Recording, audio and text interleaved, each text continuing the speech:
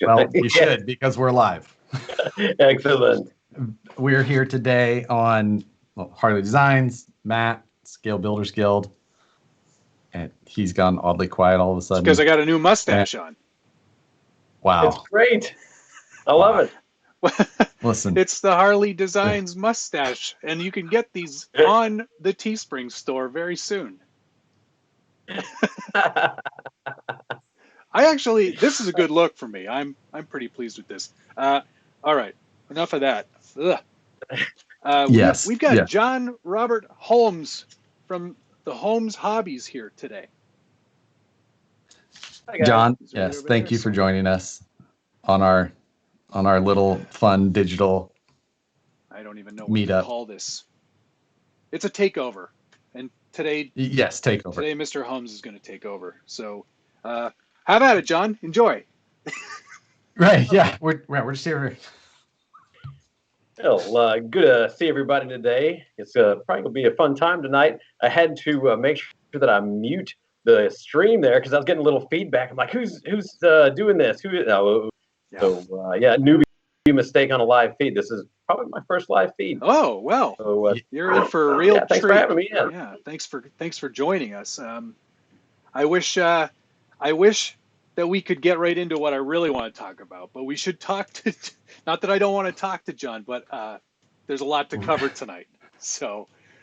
Yeah, I have a feeling that John, we're going to spoil any hopes of you ever watching the Flying Cars movie, but first, we should get into things that are, universally enjoyed by all instead of the. That's true. It's probably more about John than it is about flying cars right now. So. Agreed. I guess that's good to hear. John, where are you right now? Are you? I'm in the hobby house. Okay.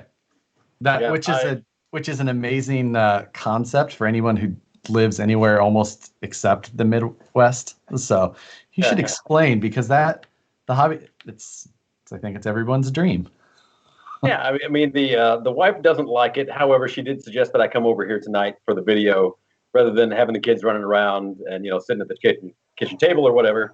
Oh hey, my phone decided to play a random video there. That was interesting. So so you have a separate home? Uh-oh. Yep. There you are. Okay, you're back. You're fine on mine, but. How about now? Yeah. Yes, you're good, John. Excellent. All right, so I was talking about the hobby house when my computer decided to freeze there. So I've got this extra house. The wife really doesn't like it, but it's kind of nice to store all my toys. And it's just a little crappy house, extremely cheap. One of those ones that most people would probably have pushed over instead, but did a little bit of work to it. Got basically two sides. This is one side of my studio in here. And then there's the other side that has, the nice scrim table and the background and all that. And the way that we built the room, the lights flip in both directions. So right now the lights are all facing me. And when we're on the other side of the room, the lights face the other side. So this is where I come to play with toys. I've got about 80 tons of rock that I dumped in the backyard. The YouTube channel has pretty much the whole process of all this. Had the city get after me for dumping so much rock, and I had to turn it into landscaping. So that was a good time. But put a whole bunch of ornamentals and turn it into a kind of a prairie landscape out front. And then dumped a bunch of grass on the gravel driveway, because I had a gravel driveway going in the back, and the city didn't like that. However, you can have gravel in your yard that you drive over. So the guy was kind of like, hint, hint, wink, wink. You can have a yard that you drive through, but you can't have a gravel driveway in your yard, if you get what I'm saying. Okay, so it's like the scale rules. It's just a matter of interpretation. Exactly. Yeah. If Josh was there, he would have argued it much more efficiently for you, I'm sure. Right. Well, they had a pretty airtight thing there saying that I couldn't have another driveway at my house, and who am I to argue with a man that has the rules on his side, right? What are these laws, though? I've never heard of anything like this. Did somebody complain? Oh, yes, for sure. Little old lady across the street called in a couple of complaints on me. The specific law is that in the city, you can't have a new dust-producing driveway. So no gravel, no dirt, no things like that. It would have to be paved. And it was also on the lot line, and you have to have certain setbacks and everything like that. So it was really the dust-producing surface that kind of got me. But then the guy was like, but you can drive through your yard if you want, if you're doing yard work, and you can have gravel in your yard all you want, but you just can't have gravel that you drive over this driveway. Boy, she really did her homework, though, to like really nail it to you. Well, the lady across the street saw me getting like 4 huge loads of rock in the yard, and she thought that I was going to turn the entire lot into like a gravel parking lot or something like that. $5 per axle. No. Yeah, most of it was broken boulders and shot rock, but she saw all the gravel and got very concerned. So it's just a concerned citizen. She doesn't want her home value dropping. Of course not. No. So I mean, now it looks all pretty outside. It looks like a normal home in the neighborhood. Kind of fits in. So it worked out long run. Okay. The hobby house is very discreet, and nobody complains anymore. Gosh, the hobby house though. But I like the sound of that a lot. I really do. Right. Exactly. Yeah, what else would I call it? I guess. The Holmes investment property. That doesn't sound nearly. Yeah, and just the whole thing of it being a separate actual house that is just a place for toy in the Midwest. Like I can kind of see it because I know how homes in the Midwest are a little bit more attainable at a reasonable cost. Yes, this was cheaper than a car payment. Just right. I mean, it was cheap enough that I could just push the house over and still be fine. Wow. And I haven't gotten there yet because it's kind of nice having a roof and everything like that. It's useful. Right. So it still has utility left in it, even though it smells like a barn, because it literally is a house that is sitting on cinder blocks. No foundation, just cinder blocks and dirt. Wow. So I'm sure it is like a barn underneath the house. There's all kinds of animals. Oh, man. Now I feel very anxious. Feel very anxious all of a sudden. Real quick, Casey Benson wanted to let you know he sent me $5 to get you a haircut. Oh no! Well, I don't know if I can get a haircut from 6 feet yet. No. Is long enough scissors? I think we're all in that same boat. There's a lot of hats. I made Nicole trim up the back of my neck yesterday. And with the trimmers, and then I turned around and she literally just lunged at me for my majestic mustache. She used to be a hairdresser, right? Exactly. And you thought with that you would have thought she would have been quicker on the. It's been a few years. Her responses may have been slow. So yeah, she tried. She tried her best, but I was like, nope, it's going to stay another week now if you keep that up. You should just, you know what? Never mind. I'll tell Nicole. Oh, I'll give her some good ideas. God. All right. So yeah, pretty sure she tried to feed me Benadryl the other day. Let's let John introduce yourself. Tell us a little bit about what you do for those who might not know, other than own 2 homes and fight bylaw issues. Yeah. Right. So I'm John Holmes with Holmes Hobbies. I started Holmes Hobbies 15 years ago, more or less as initially a way to just be able to afford the hobby because RC crawlers were quite expensive for me at the time. It's one of those hobbies that when you get into it, it's easy to get into it really deep, really quick. So I just gotten out of college, was trying to be a real estate agent, so I started Holmes Hobbies as kind of the side gig, the nighttime gig, and quickly became something that was a real business. Now we have, 10 employees right now. We manufacture brush motors in-house. I do a lot of design work, working on motor speed controllers right now. The motors are kind of the thing that I've been doing for, about 10 years. I've been designing motors a little heavier. And we specialize mostly in rock crawler motors and rock racer motors. That's just what I love to do. I don't produce things for objects that I don't play with myself. So, for me to say, I want to get into monster truck racing or something like that, although I'm sure our motors would work just fine in there, and there are guys that use them, it's not really what I focus on, so I don't push that so hard, I suppose. I like to use the motors myself and really, really like to use my own motors at the same time. So that's that's the gist of it, I suppose, with Holmes Hobbies, and probably why I am on such a show tonight is because of Holmes Hobbies. Right. No, it's not because of that at all. It's because of your real estate experience. I do have 4 other businesses that we could talk about tonight, but I don't think it's the time. I mean, I'm big into disc golf too. So no.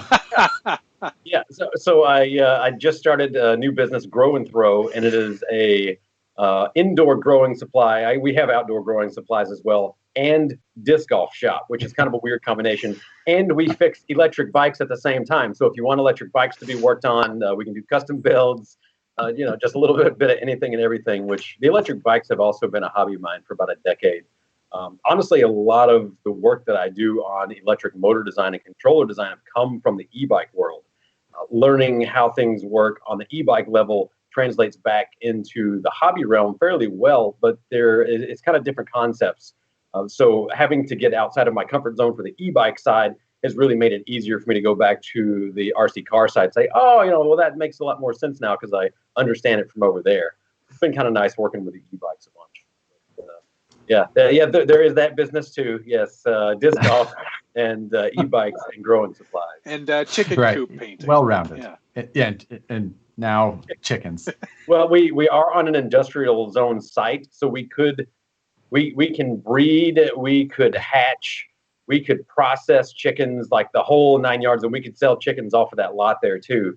At Grow and Throw. The industrial zoning is so nice. So you want growing supplies, you want disc golf stuff, and do you want chickens?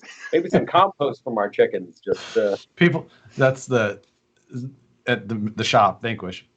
You've both been there before, but as we finish parts and they start moving through the process, we keep them in basically it's like an egg crate. They're a 6x5 egg crate, but they just hold parts so nicely. So we have these stacks of egg crates around. I mean, thousands of egg crates, and people always walk around like, what are you got going on here? They got chickens hiding. Yeah. So in a previous job, didn't you design egg crates? I'm pretty sure you used to design egg crates, didn't you, Josh? Right. Yes, I think that was right up there, somewhere there. It sounds like something he would have done, or like chicken, maybe movement. If there was some sort of way that you could flow.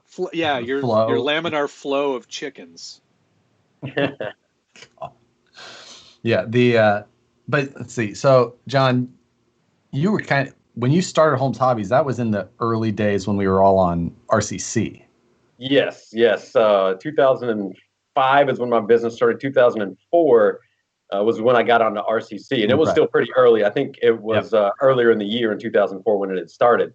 And at the time, of course, we were building with clodbuster axles, TXT. Yeah, TXT axles. I think the Mad Twin Force. Mad Force. Yeah, the Mad Force axles, and then the TLT Rockbuster came out shortly thereafter, and we were, throwing away everything from the kit except for part of the plastic housing and the ring and pinion, basically. Oh, yeah, and I mean, the stacks of chassis plates we would have. I still have them. Oh my God! I don't know why I haven't thrown them out, but I even got a lot. Some dude just sold me a whole bunch of parts, and in the box was like 30 pairs of chassis plates from the TLT. It's like, I see what you've been doing here. Because we used to be able to buy TLTs from Ultimate Hobbies for $69 shipped. Wow. Yep. And for a while, Stormer was blowing them out for like 50 there at the end, and just everybody was buying them up. Yeah. And you've got some guy who's holding on to them, who's like, someday it's going to come back. I'm going to be able to sell these for $100. Yeah, I still have a few new in box. Real? Gee. Yeah. Oh my God. The belt drive. I remember when I got my very first TLT, I actually assembled it. As it was supposed to be. Wow. I never got to there. I saw one of the buddies that assembled his, and it was just a basket case of problems on the rocks. Oh God, they were awful. Oh, man. They were supposed to be a monster truck. They were a 1/18 scale monster truck. Yeah, and for that purpose, it's actually pretty good. Sure, yeah.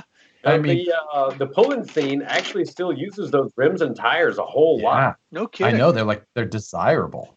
Yeah. Wow. Yeah, I guess they hook up small diameter, so it's got great torque. Right. Just the right size and shape, and they shave them, and yeah, that's the weird, And then the TLT shock was like the first scale shock. Yeah, turn down TLT shocks. Oh, hey, I have a set of those still. I do. I use them. I use them on my scaler. All my old stuff is still at my house, and all the new stuff is over here at the hobby house.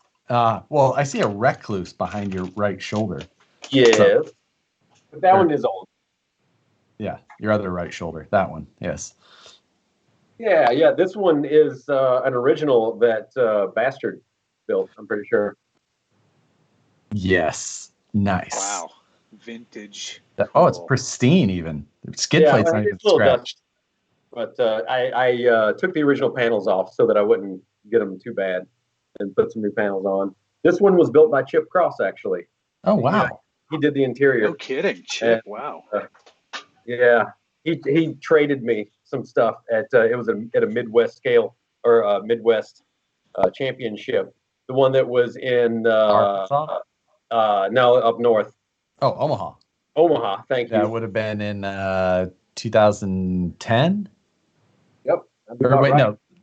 No. Yeah. 9 or 10. 2009. 2010 was Arkansas. Yeah. So. Yeah. Good guy. I was trying to trade him a whole bunch of stuff for him, give him some money. He's like, I don't, it was like $250 or something like that. Then he was fine. I was like, let me give you some more motors or something. This feels wrong. Like, don't worry about it. All right. That's just for the record. Yeah. TLT right there. Did it even have it looks like it has remnants of a scale sticker on there. Yes. It probably was a Skyjacker sticker. Or a Bilstein. Anyway, right. I've got 4 of them, and they're pretty useless by today's standards. But man, oh man, everybody used them. You had to have those to be cool back then. Yep. Yeah. I mean, they hold oil. You're still no. Of course not. No. Weren't they a grease shock? Yeah, they're a grease shock. There is a. I think what kind of spring did I put in there? This might be an RC 4-wheel drive replacement, but it works. I think. I'm just shocked for a second. What are you drinking, John? And then we have to. I've got a couple of questions we need to ask you too. So I need to get through. Yeah, I haven't looked at the comment. Yeah, I've got Thomas Woolsey paid to ask a question. So. I think yes, and I've got 2 here as well. From Team Garage Hack that paid for questions. So all right. Ask John about his hobby house rental opportunity. This from the TGH guys, Colorado. So. Yeah. Well, I used to have a roommate here, but he got engaged and moved up in life. So it's just me and my toys now. No rental opportunity. No more.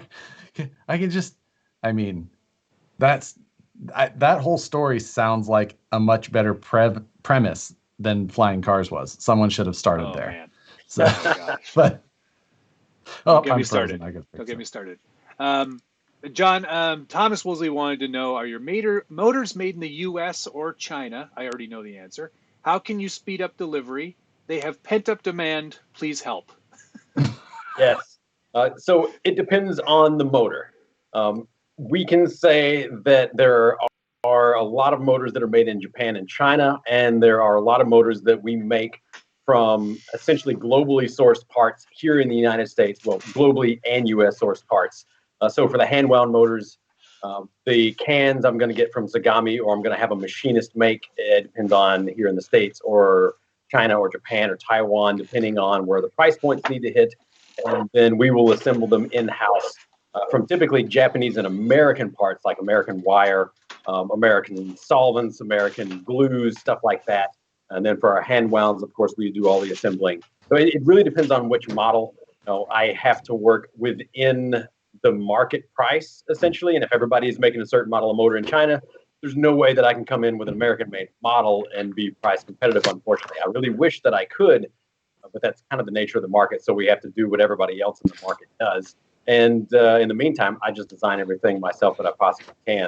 And that gives us, a little bit of an edge, I guess, because we can make them exactly how we want them and not just depend on other people's interpretations of what they think that we need, which never is right, I've found.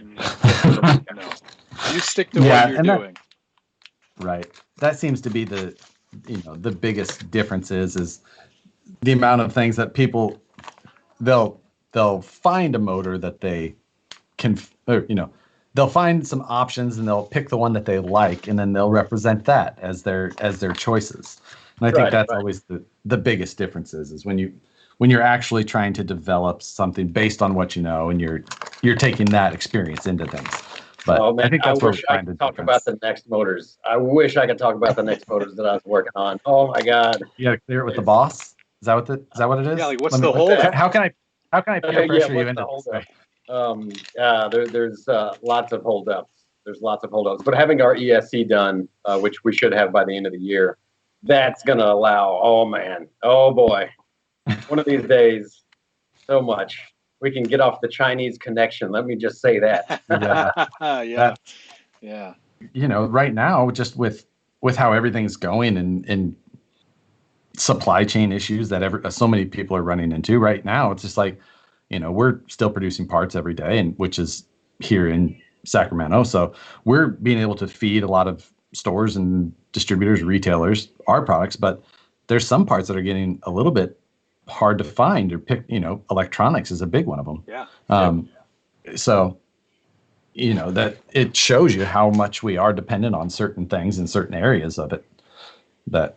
It's certainly a global supply chain in pretty much every market, whether it's food or whether it's toys. And that's really the downside of a global market. The upside is, of course, that you can get goods for lower prices, and a lot of times you can have short delivery times for them. And the downside is when everything comes crashing down, that suddenly nobody can get anything. Right. And I wish that I could say that our supply chains are speeding back up. But it started with the magnet factories. They were actually one of the first that were hard hit. And when the magnet factories slow down, everybody else making motors has to slow down because you can't make motors without magnets. Right. A lot of the other places, they stock up.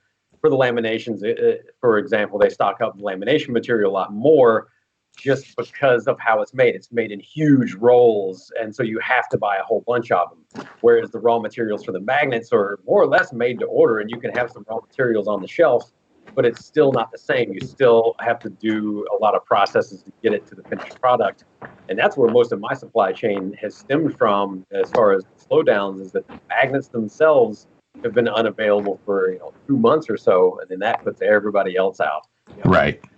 And right now, that's the bad thing about permanent magnet motors, is that China is essentially making the majority of magnets in the world. Yeah, I mean that's been that way for a lot of years. I mean, they manipulated the market pricing. They were subsidizing market prices really heavily. And they literally drove the last refinery out of the United States. They drove them out of business. And then they came over and bought all of the refinery's equipment and shipped it right across the ocean as soon as it happened. I watched it happen. I was like, oh, man, I know where this is going. And then right after that, they jacked their magnet prices up again. They played the market. Right. Yeah, I mean, I think that it's a good education for people, too, because there are so many parts that go into making something that is reasonably small, but there are so many things, so many raw materials, that I think it's a really good education for people to understand that sometimes things will take longer. Patience is a virtue, and it's definitely something that I think a lot of us are learning about in this current climate. Yeah, got to be patient, that's for sure. Not much that we can do, unfortunately. I've been doing as much as I can in-house, and of course we're still hand winding motors and doing that side of it. But there's a lot of companies that are just sitting on their hands, unfortunately. Right. Don't like to see it, and people don't like to see that they can't get things that they want to buy. It's something that we've gotten used to, is having nice, healthy supply chains, and this has really shown the fragility of it. Yeah, it really has. Yeah, absolutely. And unfortunately, I have to deal with it as my day job. as I have to see it. So it is what it is. And we'll get through it. Yeah. Positivity is key.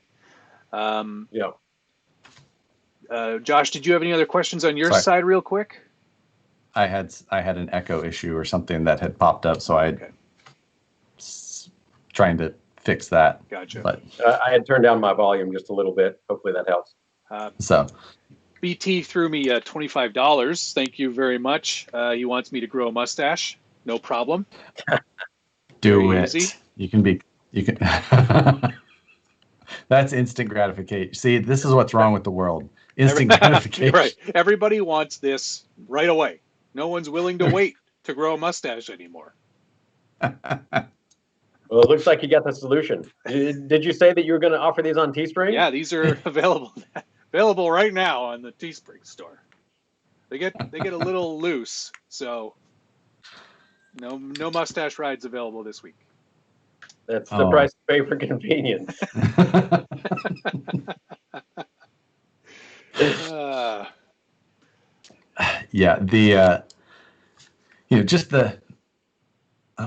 Trying to turn that down a little bit. Anyway, to see how far you've grown Holmes Hobbies, though, has been, and it's just the popularity of this market is another just kind of a crazy portion of it. And getting into such a specific small market as a small business, and you were able to kind of feed the market and then grow with it and turn into one of the markets that became one of the most popular markets in a way, From everything that I've been told by larger manufacturers and distributors, crawling is still the majority of the ground market. So more than 50% of all of the ground market, all the bashing, all the racing, everything else combined, more than half is crawlers, which is pretty amazing. That is very amazing. That surprises me. Although, the joke has always been that crawling was a fad. Right. Yeah. But if you think about the popularity of crawling, there's so many different aspects to it. You have the guys that just want to go out and trail. You have the guys that want to play, dollhouse. You have the people that just like to wrench and just love building rigs. Of course, there's the scale side where it's like, I've got this, full-size 4Runner out in my driveway. I would love to have a scale version of it. So there's that modeling aspect. There's just so many different aspects that gets so many different people into it. I think that's one reason why. Right. And I think that's part of us. Pretty cool. Yeah, I think you just described the three of us pretty well, too. Right. Yeah. Well, and we've been in it so long, like, I know, well, John and I, at least, we call everything crawlers, when it's like. Even if it's a scaler, the word that I use. Yes, a scaler, just anything that is more scale or more scale off-road focused, like it's. Crawler? That's a crawler to us. Like, crawler. Crawlers. I have a bunch of crawlers here, if you haven't noticed. Some of them are more scale than others. Yeah, I've got a few scalers. I don't have crawlers per se. Well, yeah, I do. Right. Yeah, I do. I got a few crawlers. I'd like to see these scalers one day. That would be neat. BT had donated $25 to me to turn this into a handlebar, and you have to give people what they. So that's where we're going to start next week. Oh, God. See how long Nicole. I'm going to come next week, though. I think half of it's just going to be gone, and Nicole's going to be behind me. Or no, she won't be behind you because she will have left you. Yeah. She will have found a better place to go. Right. You guys don't want to see me with a mustache. I guarantee. I had this all along. It was just surrounded by other. But you never noticed. Evened it out. It didn't make it so. Weird. So creepy. Yeah. Next week on Scale Builders Guild and Harley Designs Talks Mustaches. Yes. God. But how this whole the global situation we're in currently, John, like how has it been for you guys to be able to operate in a way that has been safe and and still meet as much demand as you can with supply chain issues?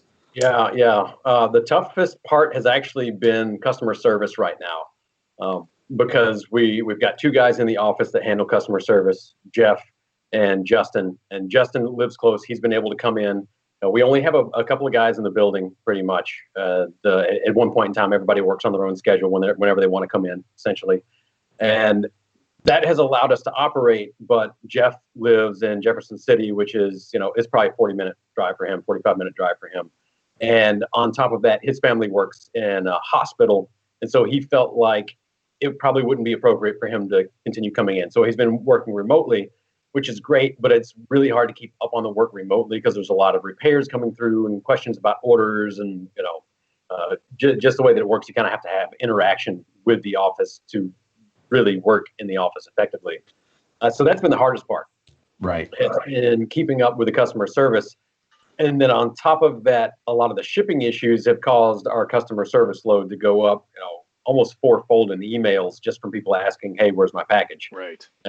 Unfortunately, we don't have any answers for them. That's been one of the hardest parts. Yeah. As far as the supply chain issues, we ran out of some of the more popular stuff a lot faster than what I would have liked to see. Along with everybody staying home and increasing the demand a little bit, there's of course the longer lead times. Right. And so, we should have been refreshed mid-April, early April on things that were still out of stock.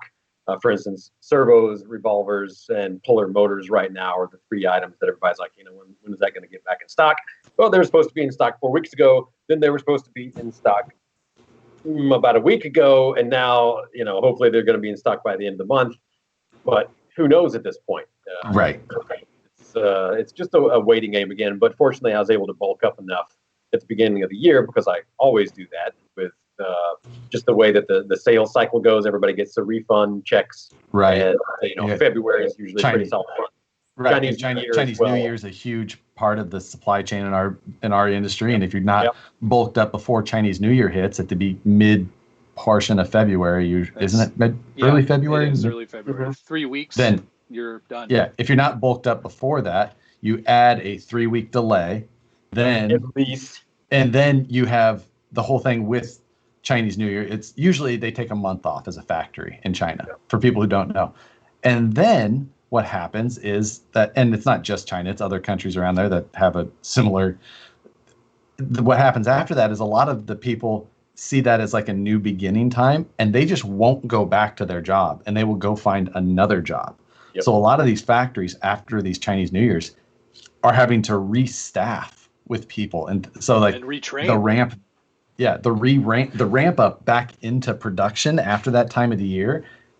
It's like you can easily lose 6 or 8 weeks almost of in your schedule if you didn't have things done before that.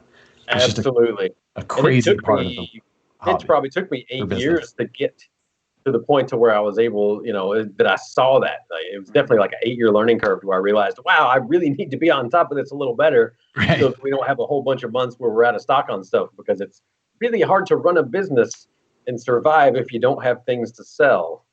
Yeah. Yes. Kind of a key point.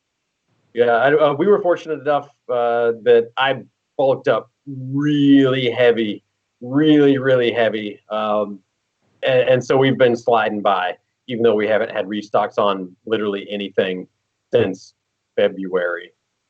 So it could be worse. It definitely could be worse. So feel really fortunate to be in the position that we are in, that we still do have stuff that we can make and that we can sell. And of course I can be designing in the meantime and getting more prototypes. So we haven't slowed down on that side. Right. Like that thing that you're dying to talk about. That thing. Yeah. Things that I'm dying to talk about and I can't. Some things maybe I could. I'll talk about 2 new products that are coming out. Anytime now. I can't tell you when. It's going to be any day now. Is new Crawlmaster Sport 550 models in 8-turn and 10-turn. So really fast. The 8-turn drives like a brushless motor. It's really fun. You said so Crawlmaster, so that's a 5-slot 8-turn. Yeah. 5-slot 550 in a sealed can. It's a sport version, which actually makes it last a lot longer. So if we do an 8-turn in a hand wound, it's going to burn up the brushes pretty fast. but the 8-turn in our sealed can, because I did a pretty hard brush compound, actually lasted a really long time. We've had great luck with the testing. The TRX4, it's really fun in with a 2-speed, honestly. And the 10-turn is really fun too. With the 8-turn, it's just that extra pep that nobody needs, but everybody wants. So an 8 and a 10 turn, like I know the conversion 13 turn to 27 turn, but what does the 8 and 10 go to in a typical 3-slot armature? Let's see. In a 550, I almost need to write it down and do the math. Right. So a 12 turn is like a 21 turn. The 10 turn is going to be about like a 19 or 18 turn 550. Okay. And then the 8 turn is going to be like, 16, 15 turn 550. Okay, so pretty fast. Yeah, those are fast motors. I've got one of the 550. Hold on. Oh, he's wearing pants. Thank God. Yes, almost exclusively. I've got the Torque Master Sport 550 12 turn in the drifting tuk-tuk. Yeah. To your push that to your left. Your left. Yeah. That is hideous. This is amazing. I see the big sponsor sticker on there, though. That's good. Oh yeah, look at that. The Holmes Hobbies. Yeah, that looks so fun, though. Yeah, the drifting 3-wheel tuk-tuk. So those sliders, so it doesn't tip over. These up here. Yeah, the underneath. No, they're not. It looked like that's a battery. That's a shorty pack. Yeah. So it's a slider. Pack. Yeah. Yeah, it is a slider. A very dangerous slider. This thing does not get enough traction to roll over. Good. Yeah, that looks fun. Did it come with the drift tires on it? Yes, this is a purpose designed drift tuk-tuk. I might need to get one of those. It is worth every penny. That looks so fun. You guys can enjoy the drifting together. Oh my! I put a Yokomo gyro in this thing, and it changed everything. I had a different gyro in it, and someone had recommended this one, whatever, and I put it in there, and it makes it so much fun. Like, I actually do enjoy drifting. So, but it does have a drifting tuk-tuk, right? Yes. That's what I'm looking for. Yeah, it's a USRCCA. Yeah, that's right up your alley, Josh. Yeah. Yeah. USUKANI. You suckin'. All right. You suckin'. USRCCA. I've got a question here from our Seeing Around America for you, John. He wants to know what ESC he should use in an XR10 using two, it says devolver, but I'm sure that's revolver motors. Mm-hmm. I would personally use 2 of the Sidewinder Micro 2, I believe is the newest model. It's got the same brain board as the Mamba X, the Mamba Micro X, the Sidewinder 4, so it has that improved startup for sensorless. So Sidewinder Micro 2. Let me hop on my website. Is there a 2? I believe so. Isn't it just the Sidewinder Micro X? That's the cased version. They have an uncased version. Wait, this is the Mamba Micro X. Yeah, that's not the same thing. Which would also work really well, but if he's doing a MOA setup, he wants nice and light. Yes. The Sidewinder Micro 2. That is the new teeny tiny good sensorless version. Yeah. Is that like the replacement for the Mamba 25 days? Yes, exactly. It's the same footprint. It does, let's see. Never mind. I was going to say it looks like it has extra wires on it, but it does not. So, yeah, it's the same footprint as the 25 was, pretty much. So, yeah, that was always the go-to motor, or the go-to ESC back in the day. Yeah. It was, so many Mamba 25s around. Yeah. And there's still a lot of them that are running. I believe it. Yeah. That and the what was the original ESC we used with Outrunner motors back in like the super days? You talking about the Quark? The Quark. Yes, yeah. So that was a Korean company. They had the Quark 22 and the Quark 33. Right. We typically use the 33s because they were the same size. So why not? And they didn't have an audible frequency to them besides like a really low growl, and the startup was really, really good for back in the day at least. these days it still is kind of stuttery. I've still got a few models of them. Do you? And they went under. Well, they didn't go under. They got absorbed into the South Korean military. And I could no longer buy the speed controllers because now they were military. And I tried and I tried and I tried. And they were like, yeah, sorry, nothing that we can do. That was pretty much that. Yeah, they must have got in. They must have kind of got bought up around like 08, 07? Yep, it was about that time. Yep. Yeah, I remember that. That was kind of right in the like I graduated college in 2006, got a real job in 2000, there right after 2007 in January. Yeah, like real job. And then, that's when I like started to make money, and I was like, oh, I can buy things. Like this is weird. Money is exchanged for goods and services. Yeah, and like, you went home after work and you didn't have homework. You just got to be at home. I was like, wow, this is toys. Yeah, I got so much time. I have money and time. I'm like, this is why people have kids. They don't know what to do. Like, just right. I've thought many times that I should have been an engineer instead of getting an undergraduate in banking and finance. But I've thought about this many times, and of course, hindsight's 20/20. If I had been an engineer, I would have made enough money to where I didn't have to start Holmes Hobbies. So it was good that I came out of college absolutely broke, not being able to get a good job because I have a banking and finance degree and I'm doing real estate. So it's actually a good thing that it didn't work out that way. And if I'm not mistaken, you came out of college right about the same time I did, which was the best time to be in finance and a big crash. Wow, yeah. Oh, yeah. So my undergraduate was 2004, and then I got a MBA in 2007, I think. Yeah, because I get my diploma. I don't remember. 2010, maybe 2010. You guys are so young. I'm feeling very old all of a sudden. Honestly, like easily 8 years older than both of you. Yeah, don't let my beard fool you. I'm not 40 yet. Right. Dying here. I'm dying on the inside. It's just a number. I'm still in my mid-30s. Yeah. Nice. Good for you. I don't know how long I'll be able to hold on to that, but so you can calculate how long. Yeah, maybe another. I just don't know when I can technically stop. Yeah, you can't forget things already. I've forgotten everything, so right. No memories. So yeah, that one thing I think we should do though is I think we should make John take a spin around some of the vehicles behind him. Yes, I would love that. So he's just doing a turn. He's just gonna turn around and come back. Yeah. That's it. All right, so this is a UC Fab rig that I had them custom build for me around the SCX10 2 kit when it came out. So it's got the CMS on there. Okay, there we go. Shocks are just a little locked up. It's been on the shelf a little bit. I need to send it in. I ripped the servo mount off, unfortunately, wheeling it a little too hard. But all full tuber build, has integrated bumpers and all that jazz.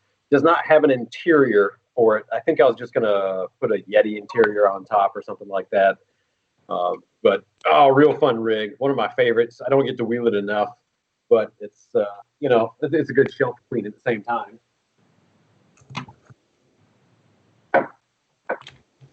Let's see. Hey, here's a nice one. This one also needs just a wee bit of work. I stole some parts of it. Is that a Bastard Junior? Yes, it is. This is a Bastard Junior, and this one was handmade by Bastard as well. So I have a bunch of the Carnage crew that are originally built by Bastard. A couple of these guys. I've got some of the. Let's see, what are they called? There was the Hustlers. Yeah, the Hustler. Yeah, the Hustler. I've got one Hustler that he made, then I've got a Chinese-made one that I'm going to convert to a 2.2. But this is probably one of my favorite looking rigs. The comp crawler, basically. Yeah, the Bastard Junior was cool for the day, for sure. Everything's a crawler. This has AX10 axles on it. I think it does have the updated cross pins, though. It's not just like the set screws in the flat. Oh yeah, that's a fun rig though. It's I need to get this one back out. I need to do a lot of work on a lot of rigs right now. Now, Gonna be the point of what's the vintage on that? When would that have been something you would have run? Probably 2008, 2009, right when the AX10 came out. Yeah. Okay. Yeah, that was kind of because the Bastard was the predecessor to the Bastard Junior, of course. And the Bastard chassis was a super chassis. You would have seen it with clodbuster axles typically. Or wait, sorry, no, that's not. It was the Hustler. The Hustler was that. Yeah, the Bastard was the full size rig that this is modeled after. That's right. Yes. Yeah, this was the Junior. We got this little comp rig here, a little 2.2 MOA. I cannot remember. That looks like an RC Bros chassis. It is. William. The name of the chassis, though. Oh, God. I drew it. You drew it, but you cannot remember the name. I can't. Well, usually what somebody would do is send me a napkin sketch of it, or a picture from their standing on their table chairs. Like, can you draw this? And then. And there's always a foot in the bottom of the photo. Yeah, exactly. Taken on top of the washing machine. Or in the washing machine, better yet. Yeah. Here was my first scale rig. A scaler. The Walmart New Bright. Yeah. Body. Yes. Nice. And then I copied whoever it was that made the first one with a Velcro bounce scat band, I want to say, down in Florida. Yeah. Yep. It's got the Velcro mounts. Oh yeah. This one still has a Novak crawler motor in it. Nice. Oh, wow. Yeah. It's Man, it's early brushless Is days. that the 17 and a half? Yep, that probably is. It's either 17 and a half or 21 and a half. Yeah, I was going to say 17 and a half, 21 and a half were the two. Those are the two only you two could get. could buy. Yeah. That's pretty cool. And what was the one that came out after that Novak one that was just a total nightmare brushless? The Goat. The Goat. Yeah, the Goat. Yeah, it just had a lot of bugs to it. The two pole combined with how they switched the motors, it free-coasted really bad. So as soon as you get on throttle, Right. Downhill. Which honestly, we didn't have a good fix until recently when the Right. came out and the Sidewinder 4, and they had the Active drag. synchronous switching, and then of course the Axe also has that holdability with the way that it drives as well. Yes. But now it's market along with of course. But we've had, almost 2 decades. I guess we're coming up on the 2 decades of crawlers. Right. Yeah, the kind of the early days of, we would have never thought that brushless would have actually been an option. Oh no. At the time. No. I mean, I actually remember when the first Tekin Rock 412 got announced, and we saw like the price of the motors. Like, who's going to pay that much money for a crawler motor? Like, Yeah. And then you drove. and then we started, we started seeing all these other ones become available. Like, oh, and they all started being like motors actually designed for our area, and it's like, oh, Now it makes sense. I see the reason. Yep. And everything changed. Oh, these are good. Yeah. Yeah, and there was certainly people that were spending $80 on hand-wound motors, and when you Sure. consider that you wear out a couple of those over, a couple year time, depending on how much you're crawling, then the value shifts. And since the ESCs have caught up on the control, honestly, just really in the last few years, we can actually say that brushless is pretty much on par with brush. Yep.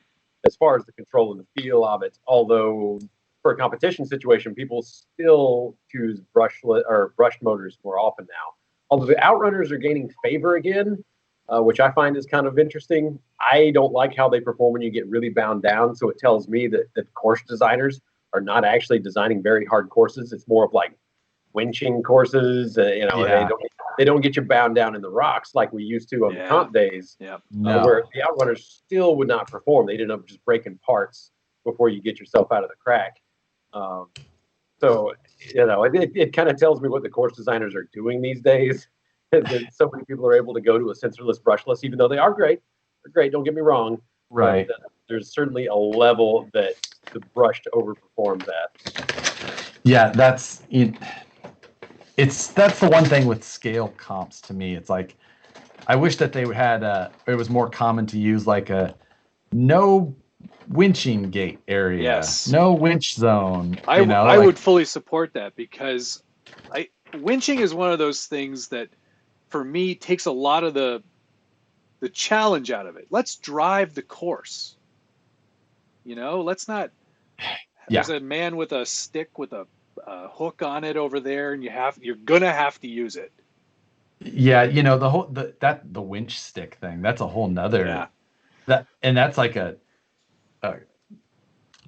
bi-coastal situation. I know when some people. There's not many in Missouri. I can tell you there's not many on our what? end of the coast. That's for sure. Right, but like Colorado Nationals in 2012 was the first place I saw it, and we're just like, wait, what's this guy with the stick? They're like, yeah, that's where you hook your winch. I'm like, what? That seems like cheating. And they're like, where else are you gonna hook it? Into the ground, like a normal person. Like, they're like, this is one rock. Like we're just on a rock here. Like, it's just the size of a football field. Like, you can try and find a place. You're gonna need to carry a scale ram set. 35 feet of winch cable, but you'll find a spot. Well, this is a perfect time to plug the WRCCA performance scale class. It is essentially a scale class with no winching and few rules. Yep. And I have honestly not competed in it, so I couldn't tell you much about it. But it doesn't have winching. Hold on, this is a real thing, or is this a joke? Yeah, no, this is a real thing. So originally, the comp crawler rules were underneath the USRCCA, United States Rock Crawler, whatever. I Radio took it control. over for a couple of years. It was, essentially RC Crawler owned it, and Fishmax owned it, and I owned it because he wanted to get out from underneath it and was just going to let it die. You missed one in there. Oh, did I? Oh, Bigfoot. For those that remember. Yeah, Bigfoot owned it for a day or whatever. Like 3 or 4 months, 6 months maybe. Yeah. 2009 Worlds. Yeah. So there was that that ownership, right. And then Fishmax had it, and I had it, and then now it's I'll say owned because I sold it for an extremely low price. That was a tenth of what I bought it for. Fishmax sold it for a tenth of what he bought it for. So it's only gone down 100-fold in price. Pretty soon you'll be paying someone to buy it from you. Yeah, but it's essentially ran by a group of 5 people that are around the world at this point, because the USRCCA rules had been adopted by all the countries, essentially. I am not aware of any country that even has their own set of rules that are a little bit different. I think maybe France has like a little bit of tweaks to their rules or something like that, because France always kind of does their own thing. Yeah.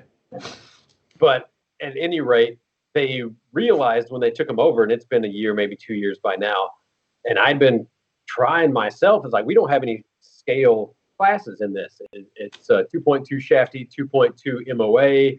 We have the 1.9 class, which is like mini 1.9s, little guys, not what you can actually buy in the market these days, of course. Right. Well, you can't buy this. You can't buy any of those anymore, or can you? Can you still buy like a Slick Rock? I don't know if they make the Slick Rock. That's a good question. That if is they a still good question. do. They probably do. Yeah. Which, Seems like you still have to modify it. You'd be only yanking the axles from it, maybe the transmission, and then throwing it on a completely new chassis, which is, right. That was the reason that I wanted a scale rule set, is that we need something that we can buy and run. And all of the rigs that come out today essentially adhere to the original 2.2 specs, but they got 1.9s thrown on them. Almost all of them. If you measure the bodies and the wheelbase and the track width, they adhere to the original 2.2 shafty class. Yeah. But this is the old big body, where essentially the bumper was as far out as the tires were. Right. As we progressed, we made the rig smaller and smaller and more capable, and it's kind of the way that things go. But so essentially, long story short, they created this performance scale class that is a 1.9 class. It's got relatively loose rules. You can take a class 2 and you can compete in this class with it. But there's no winching. There's no scale points. There's none of that. It's essentially you have a rig that needs to be this size. That's it. Right. And, you know, I think a lot of that would be a lot of fun. One thing I will commend the scale rules committee on, though, is that they do seem to try and really keep the spirit of the scale rule side in check. That's true. Which is, and it's hard to do. It is hard to do because the way that people interpret the rules is constantly evolving, right? And there's little minor things that they're doing that are making these trucks less and less scale every single year. Right. But the best thing about it is that scale people in the end, even the people who are scale competitors, are still in the end like, okay, they got too much. I'm still just going to build a scale truck and go play over there. Yeah. Like, it's a self balancing. It's always trying to teeter toward there, because there's always going to be the people who want to win. Yep. So those people are always going to roll to one side, but there's enough people heavy on the other side of that bell curve that keeps things, you know, like you can be the cool guy who wins the scale toy truck competition if you really want to, with your little carbon fiber, no paint on the body, clear chassis thing, Ben. Carbon wheels. Clear wheel faces. Oh yeah, boy, I remember that controversy. Ben is always so good at pushing that stuff, but at the same, like it's kind of self-policing enough, because in the end, is that really what you want to do? Right. You want to, yep. You know, and if so, great. But you just like getting together and playing with toys when it boils down to it. Exactly. And I think that's the part. Yeah, that's the part we have to remember, is that this should still be fun, even in a competition. Even in a competition state, it should still be fun. Yeah. Don't be a dick, and let's have fun. Don't get mad and throw your truck in the woods. Right. Don't kick your ramp, and don't use a winch stick. And right. Anyway, Mad Dragon had a question about a revolver that he had smoke on him the last time on the trail. Oh no! Can he send it in for repair? Well, it might not have much salvageable. The first thing that I would do is have a little talk with the revolver about the dangers of smoking. It's really not a cool thing to do, and it'll hurt it in the long run. I wonder. Popcorn lung is a real thing, people. Were you just trying to fit in? People like you for you. Side story: across from Holmes Hobbies in the gravel lot, there's that has a lot of money. And we always say he's got popcorn money, because he was the guy that headed the lawsuit against Top Secret for the popcorn lung, the butter lung. Oh, what? Butter lung, yeah. That was him. There was a class action lawsuit about that butter that they used. They got the popcorn lung. And so he's the guy. He's an interesting fellow. But, I do not remember such a lawsuit. Yeah. There was something in the oil-based like butter thing in the bag that created some sort of vapor, right? Or like yes, it's just like vaping essentially. You know, some of the flavors that they use in vaping, it gets into your lungs and it essentially just blocks your airways. It doesn't get out of your lungs. It's an oil and it just sits there and it coats your lungs. So if you're having daily inhalations of this hot oil, you end up having reduced lung function and can get some pretty nasty after effects of that. Just like using a vape pen too much. It's a really similar thing. Do I remember like Pop Secret as a kid? They came out with like different flavors or colors. Was it colors? Yeah, they had colors. Yeah. Purple and blue and stuff. Yeah. Man. I'm sure that was really good for you too. I'm glad I can remember that, but not my anniversary. So back to the revolver. You can definitely send it in. We can check it out. But if it is smoked, more than likely the most valuable part, which is the stator, is no longer usable, and we won't be able to help you out with a repair on that. Yeah. But you do take a lot of repairs in, and they're always really good on their communication. I've sent stuff in before when I've broken things. And they are really, really diligent about taking a good look at it, telling you what they can do and fix, and getting it back to you. So definitely, we try our best on that. We're running a little slow right now, and especially with the revolvers not having anything to replace ones that have had problems. We're definitely running slow on that. Not happy about it, but unfortunately, that is just how we have to operate for the time being. But we have a really cool database that my website guy Jonathan built for us, and the database keeps track of all of that stuff for us. So when we check it in, and we have emails that go through the system, that we can actually see what's going on, see what's been said, and then put the problem in there. So that if anybody else has to come in and work on it, all that information is in one spot, and that has really helped us up our game on the repair and warranty side. Brilliant. Having that database just built out and all the information in one spot, really, really helpful. So I know Jonathan is not watching because he lives in the middle of the ocean on a boat right now. But thanks to him for being a rad dude that runs our websites and runs all our databases. We have about 4 databases keeping the business running right now. And, yeah, he decided to move up, just sell everything from Missouri and move to a boat somewhere in the Caribbean, sometimes in the Atlantic. They just crossed over Florida. There's some strait that goes through Florida, some canal that goes through the middle of Florida. They just got into the Gulf of Mexico because I guess there's a big storm coming or something like that. I don't know. Yes, I've heard that. Wow. I think that's like through like Lake Okeechobee area or something like that. But yes, that sounds right. Right. So there's a good question that came in here, and it at the same time it can get into a little bit of a wormhole. So I'm going to rephrase the question for them. But give me 2 setups that you would choose. 1 brushed, 1 brushless for like a 1.9 trail truck, SCX 10, 2, 3, VS 410, and then 2 1 brush, 1 brushless for a 2.2 truck, a Wraith or a Bomber, Wendigo behind, like. Give me two setups for each. All right. So this is going to be my personal choice. 1.9 brushed. If a 550 motor fits in there, I'm going to choose a 550 motor at this point.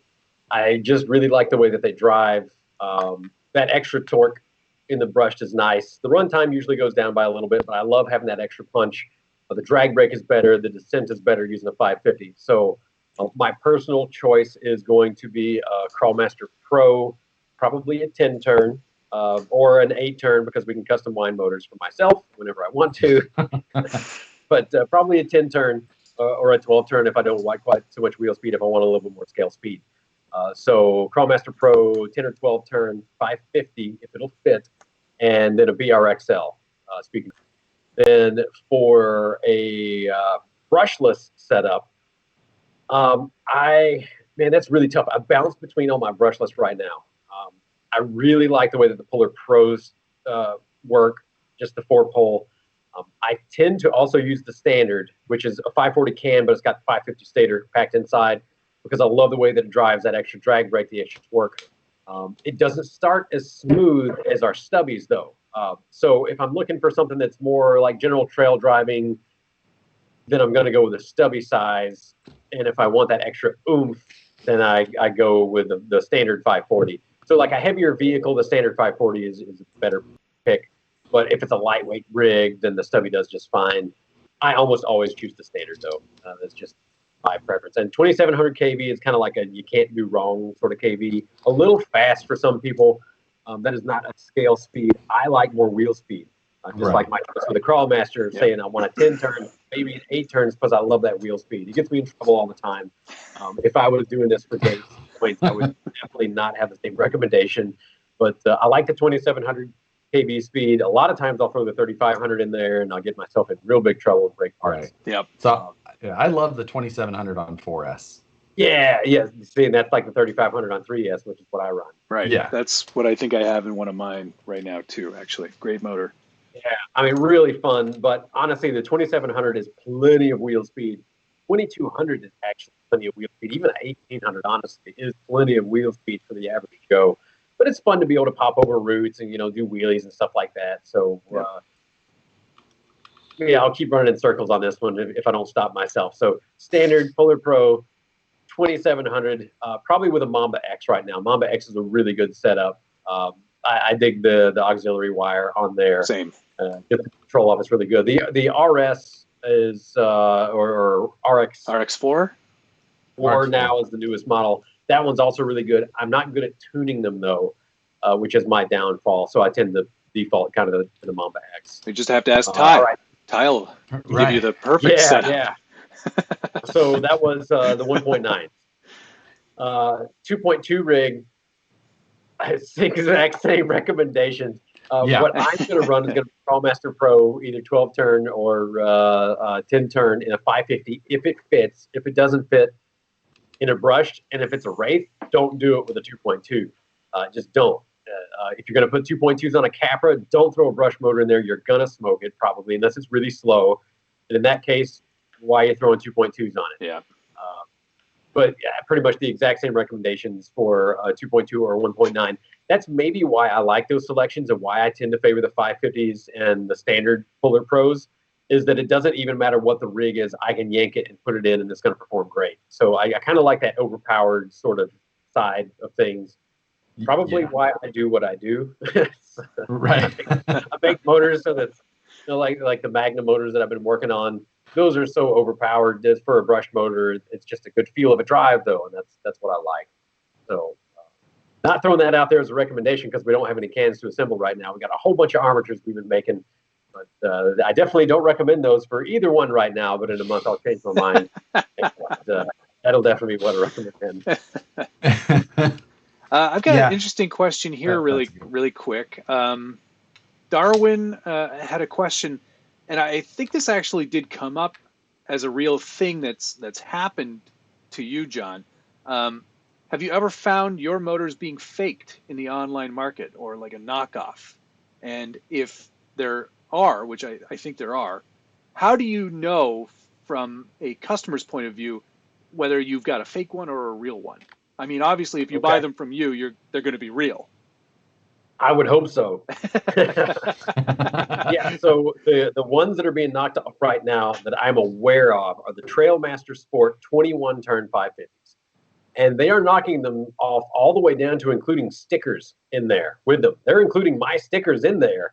And what looks to be a pretty good job of a reproduction on stickers. The shades of green are a little bit different. It's a little bit more reflective than our stickers. It does not come with a face bearing yet. Since we've been pushing that as a way to tell whether they're fake or not, I'm assuming that pretty soon they'll be coming with face bearings as well. Right. We actually had a really big rush of warranty issues with this particular model, and it turns out that they were all fakes that were smoking, which told me that, hey, my motors are actually good because these knockoffs are smoking immediately when people go out on their first run, and then we would give them a replacement and they don't smoke. So, there is quality differences between my $20 motor and what you can buy that's other sealed cans out there, or even the knockoffs, because a knockoff is almost always going to try to save as many pennies as they can and then squeeze as much out of the sale as they can. And a lot of times they're even selling these guys for a higher price than what we sell them for. They're just opportunists on that end. Yeah. Just right. So how do you tell if it's a fake? You won't notice a torque boost. Like, let's say if you're using a Traxxas 21 turn 550, you will not notice a torque boost with a fake motor when you go to ours if it's fake. If it's our legitimate motor, you'll notice about a 20% torque boost, and it's almost all drivers actually do notice this. Not everybody though, so that this may be not a good indicator. The lack of a face bearing, having a bushing on the face of this particular model, is a dead giveaway. The package coming with wires inside. We don't offer wires to distributors and wholesalers. You can only get wires installed direct from us at Holmes Hobbies. So anything that has wires included in the photo is a fake. They are also called Sodial brand, Sodial, and then one other that's popped up on Amazon. They're listed as Sodial Holmes Hobbies, and then they have the Holmes Hobbies name, part number, and everything like that. So that's another thing to look out for on Amazon and eBay, Wish, Wish, Alibaba. Right. I think those are all the platforms where these fake sellers are going out of, and they're all pretty much being shipped out of China Although now we found people shipping them out of Canada as well, and I don't know if they just bought a bunch of fakes and they refuse to acknowledge it, or if there's actually vendors who are intentionally importing fakes and selling them as counterfeits. So, yeah, that's the one can't model. Trust Canadians. Yeah. It's Sorry. if it's an eBay vendor, make sure it's an eBay vendor that isn't just selling out of China. For sure, because I'm not aware of any of them that are legitimate. For Amazon, if it says Sodial, if it has wires in the picture, because they're all using the exact same photos, of course. Taking some photos from our website and then taking some other photos directly in their studio, which is kind of weird to say the truth. Why would you steal photos and take your own photos? I don't know. Right. Well, they took their photos first, and they're like, "Oh man, Right. these suck. These are terrible photos. We gotta steal those other ones." We try to do a good job on our photos. That's Justin and Jonathan both being really good photographers, and knowing how to set up a camera. And instead of what I used to do is I would get right up on it, and take the photo real big, max out the photo really good. But you get this weird parallax distortion to the photo. And I was always wondering, like, oh, this looks weird. I don't know what. And yeah, it would have a bow to it, and it would almost like it's got more bottom end. Right. You want the bottom end. Bottom end. How do you think we get that torque?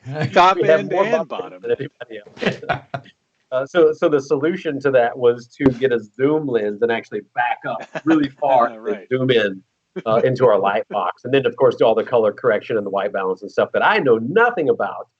That is not my forte. I know the terms, but yes, I suppose they did want to steal our photos. They are nice photos. I'll give them that. So, long story short, how to tell a fake. It's probably going to be coming out of China on Amazon, Wish, eBay, stuff like that. Sodial brand, and when you get it, it probably won't have a ball bearing. And I've been saying that so many times. I just know they're going to start shipping them with ball bearings soon. Right. Now you need to come up with something else, though. Like, it doesn't come with a fake mustache in the box. Yes, exactly.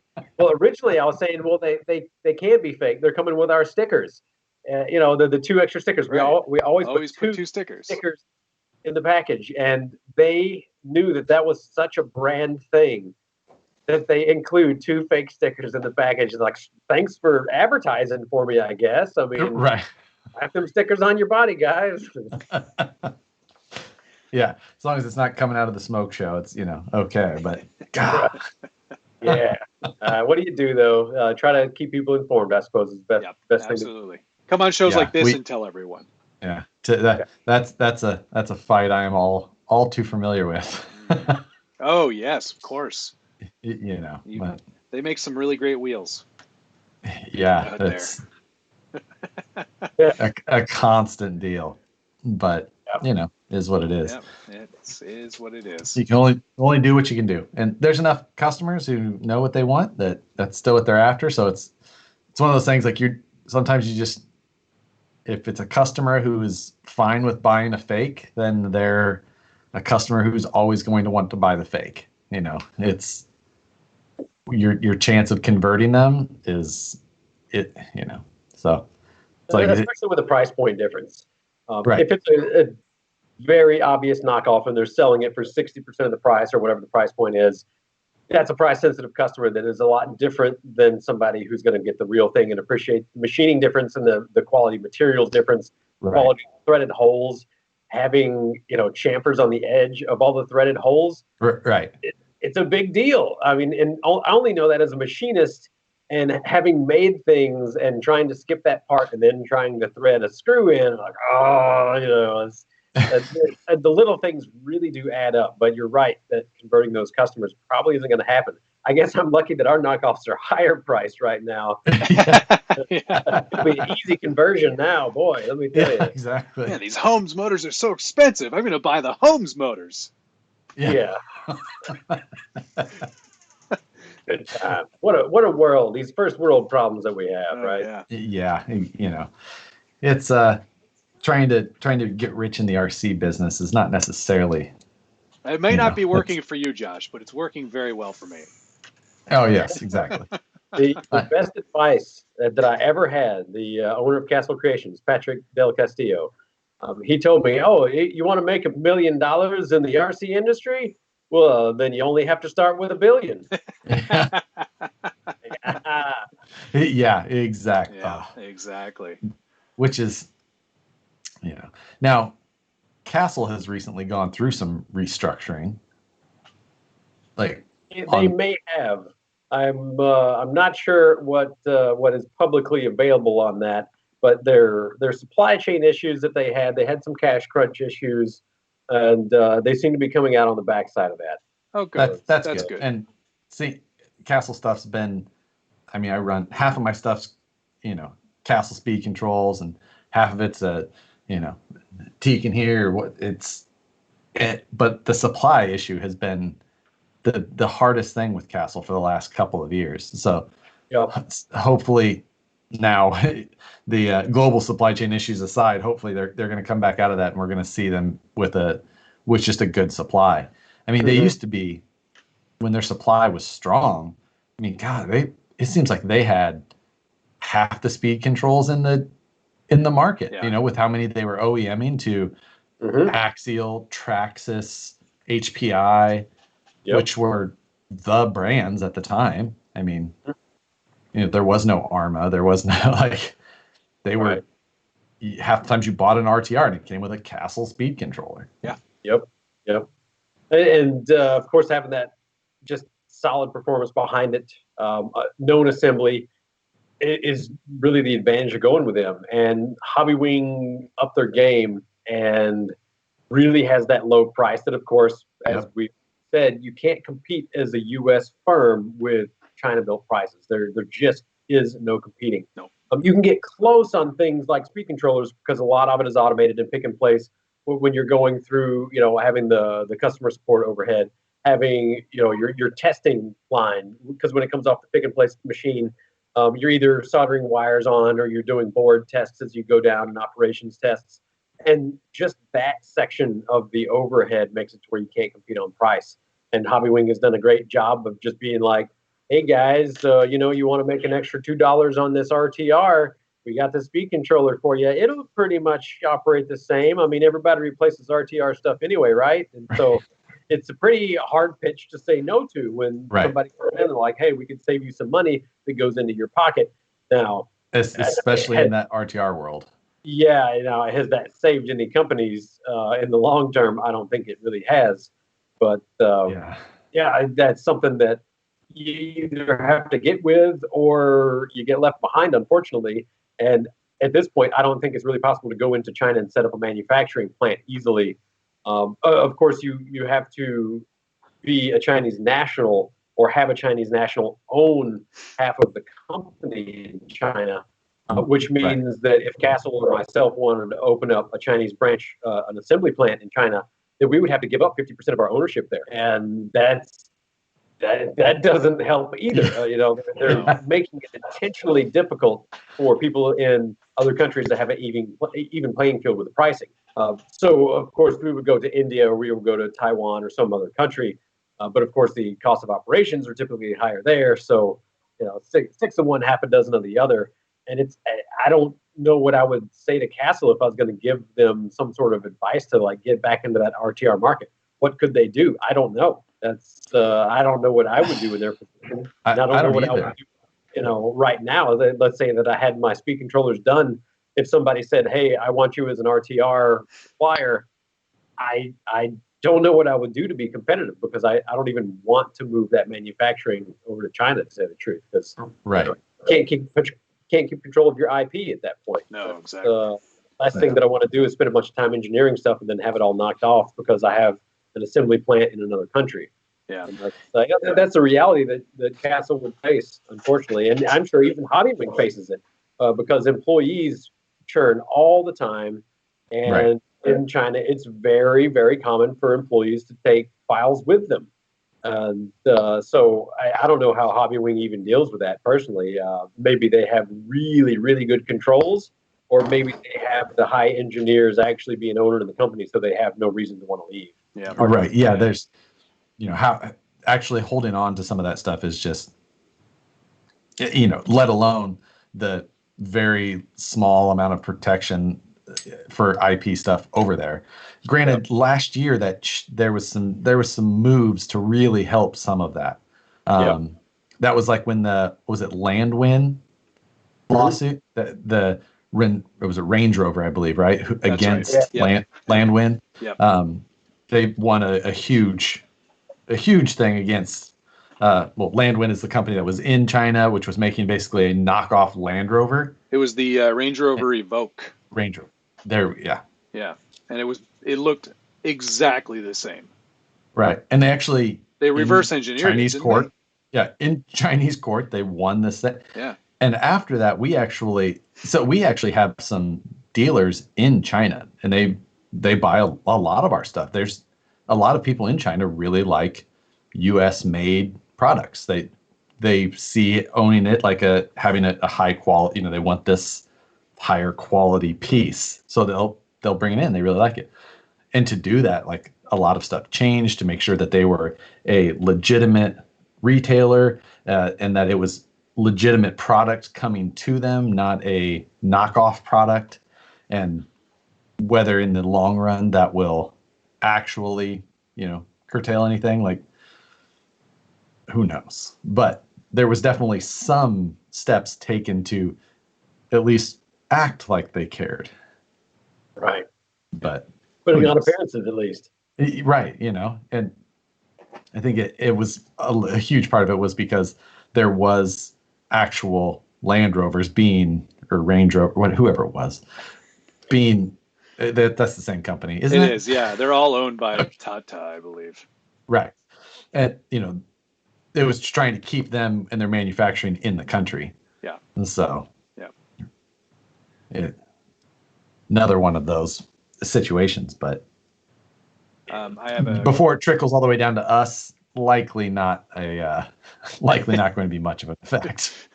The next major case in China, Chinese law. Yeah. Vanquish Products versus. Yeah. Don't see it happening. Well, maybe it will. Who knows? Yeah, I'm going to be over there with this mustache. And wow. Oh, he's serious. Like the text message I got while we were in here saying, out of the three of you, if I was going to guess one guy whose name was John Holmes, it wouldn't be John. Yeah. And it's definitely not me. Yeah. Matthew Small had a question. He's been slowly converting all of his crawler motors to Holmes Hobbies. What's the difference between Holmes and Tekin? Let's see. So the Tekin brush motors are Sagami based, just like the majority of ours are. We do have slightly different specs on them. I have them built to my specs. Tekin has them built to their specs. Tekin does use a really good rotor on there, so it's nice and smooth starting. It has good torque density. For the hand wound motors, I wind all of I don't personally wind them anymore, but I have taught a motor winder he just full-time winds motors for us. We wind all of our motors in-house, whereas Tekin has Sagami wind them in Japan. So that's the biggest difference between their hand wounds and my hand wounds. We have a lot more variety to them. We can custom wind in-house at the drop of a hat. We say that it's a 2-week lead time, but a lot of times we'll have it done within 24 hours. Depends on what part of the process we're at with some other armatures, but the winding, we can do it pretty much in point and shuffle it through. The advantage that I have doing it in-house, number one, we typically have higher wire fill, which gives you more torque for our pro motors. This is just the hand wound versions here. The expert that we have, which I think the HD for Tekin, I would say they're fairly comparable as far as the performance on those. But the hand wounds, we fit a higher wire fill in-house. I use a really high-grade resin for them. Our dynamic balancing machine is a lot more accurate than the one that Sagami has. And then on top of that, we use a brazing filler instead of just solder on the commutator. So soldered commutator is going to sling it apart, about 450 Fahrenheit or so. Depending on the amalgam that's used, it's going to start throwing solder off the motor, and the motor will stop working, essentially, which is a problem with like the Wraith and any 2.2 rigs or any rig with a 2-speed. That will happen when it gets overheated. Whereas ours, we use the brazing filler, which melts at 1150 Fahrenheit. So the motor ends up just completely going up in smoke by the time it's going to fail. You're trading one failure mode for another on there, but in the long haul, my motors end up being more consistent and more reliable. They'll take overheating without failing until you get to the point that they're literally on fire. And then you have a lot more problems. The magnets end up getting damaged. The springs end up just turning into wet noodles. And so that's the main difference between those particular models. Now we could get into my Polar models, which I engineered all the magnetics myself, all the housings and everything, or the Magnums, which is the same story, different rotors in there, 28 millimeter rotors. I engineer the magnetics, the housing. We do all the assembly on all of these hand-wound models in-house. So there's a lot more U.S. labor involved. So I've got one employee that is just full-time doing hand-wound motors, nothing else. That's all that he does. And we're actually having to get him some help. So my old motor winder, who he worked for me for a couple of years, really smart guy, Andrew, and ended up having his own companies doing his own stuff. And but he works for himself, and so he doesn't work himself to the bone because he doesn't want to. He still has a little bit of time here and there. He's also my cameraman, my editing man for YouTube. And he comes in and actually fills in for winding here and there whenever we need it. He's been doing the last couple of months here. He's actually been having to come in and give us a boost on winding. Just been going well, and people want motors for their builds. So our head winding is very quick paced right now. Fantastic. So maybe that was a very long explanation on the differences between Tekin motors and myself as far as the brush motors. But in a nutshell, we do a lot more in-house. I do a lot more engineering, whereas they rely on Sagami, who is a fantastic manufacturer. I can't speak highly enough about Sagami. They have been the most solid supplier that I have ever had, to tell you the truth. They're always on time. They're always on point. And I think out of the, I don't want to say how many motors, many tens of thousands, though, we've maybe had like 20 from the factory that had problems. We catch them during the assembly, but it's so rare from them. Whereas, a typical like China-based factory, out of 1,000 motors, you'll be lucky if there's not like 20 or 30 that have assembly problems to them. Wow, amazing. Just part of it, unfortunately. But that's where we come in, though. We check everything out and make sure that things are good. So. Yeah, the differences between it's a very nice way for you to actually go through and explain all of it, and it's both companies that are respected and have their both different ends of the market that they like to, well, not even very, they occupy a very similar place in the market, actually. So it's always an interesting way. I thought you did. I was just kind of, it was very nice how you explained the differences. We were very courteous about either way. There's a lot of, otherwise you can get people just get super, the defensive, harsh way to go. And, well, very there's a term. diplomatic. Yes. There's a term that I like to use for that kind of talk, and it's called the other guys talk. To where everything is always in relation to the other guys and what we don't do because the other guys do, or what we do that the other guys don't do, and that's it's just no way to be for me, at least. No. There's plenty of room for everybody. If we're nice to each other, we can definitely all get along. There's competition is good. You want to have competition, especially in a small market like this, because it breeds innovation and competition, right? Yes, absolutely. Yeah. Absolutely does. And and Tekin does a good job. They know what they want. They know what they can get from their suppliers or what they need to design themselves, and they do it.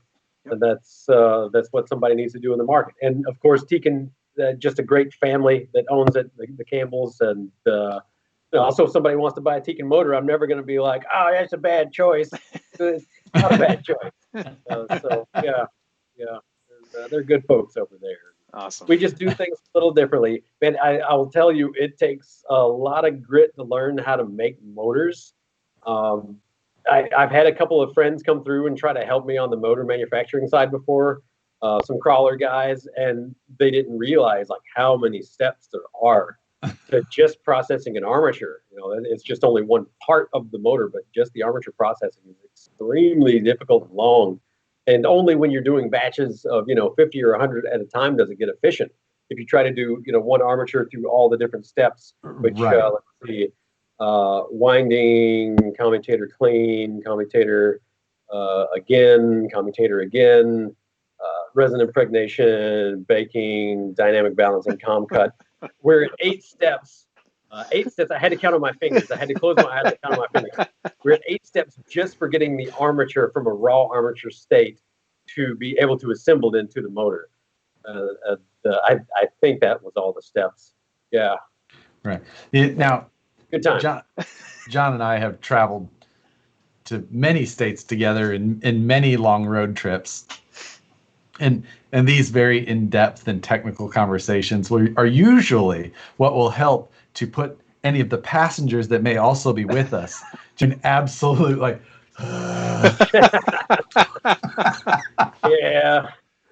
Yeah. We'll sit there and I mean, almost everything I've known in technical depth about motors has come from a cross-country road trip with Holmes and I going somewhere.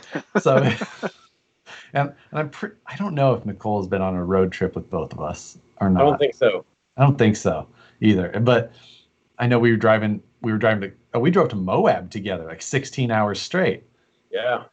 Oof. Yeah, that was a long trip in a minivan. Yeah. That was when you were selling scale hardware. Nope, that was before that. That was before that. But I had just got an order in of McMaster hardware, and you needed like half of my M3x8. Hey, yeah. I'm sure we can come up with a trade. Right. Josh. Yes. I still have a lot of your hardware. Wow. I still have bags of these things. Oh my God. I got that was Nicole's gig. She packaged all of these? I didn't do any of that. And you took all the money? She counted and bagged every one of those screws. We were getting like 80-pound boxes of hardware in at a time. Oof. And just of each size, just these massive boxes of M3, and it was one bag of hardware inside of there. And she would just scoop, and I remember we were selling it in those little baggies, and I had got some very accurate fine scales. And then I remember the rest of my Amazon suggested items were completely off base. A water pipe. I was just like, oh man. I'm like, there's going to be whatever FBI agent's going to be peeking in my windows is going to be ATF's going to show up. Completely disappointed because you're just bagging tiny screws. All right. He's still working on an RC Call car. It off. He's a nerd. Yeah. Yeah, never mind, everybody. Somebody was suggesting that I was bored listening to all of this. I'm not. This is awesome information, and it's really great to hear it from the source. So thank you again, John, for being on the show, because it is very cool to get some really in-depth first-hand knowledge on something that is actually quite interesting to me. So thanks for having me. It's been a good time. Take that, Chris. I do have one other story to see if you remember, John. And this was actually it was brought on by one of the comments that said, "Don't worry, Josh. I don't think Tekin will drop you," which I don't. Like, I run Tekin and I run Holmes and I run some Castle stuff. Like, I run. You're all over all kinds of stuff. I've just been friends with you, John, for however many years now. Yeah. But do you remember, like, back when I was, as YouTube stuff, I try not to do too much like the team driver stuff, so I can use whatever. But back when it was a thing, do you remember when you asked me to be a team driver?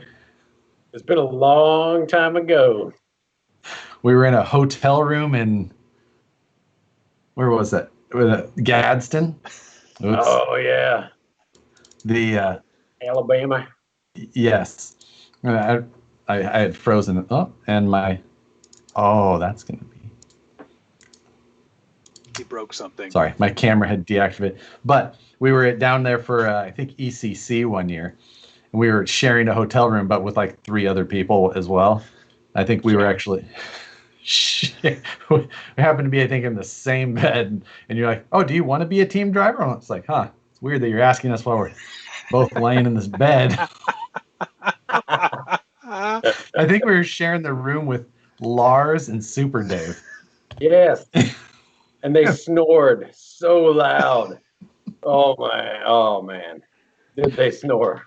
Yeah, that was I remember we all wanted to go grab something to eat down at like that bus or whatever was down the street, and half of us had ridden there with someone else. We flew into Atlanta and then we drive up. So like a third of us had vehicles, but one guy had a truck, and he's like, let's just jump in. Everyone, like 9 of us in the back of a truck, just get in the. But the cops there were very picky, so you had to like make sure, and then you had like a 1 mile strip until you had to get back to the hotel. So you just get on the highway and go. It made it even more safe. Oh my Fast God. as you could.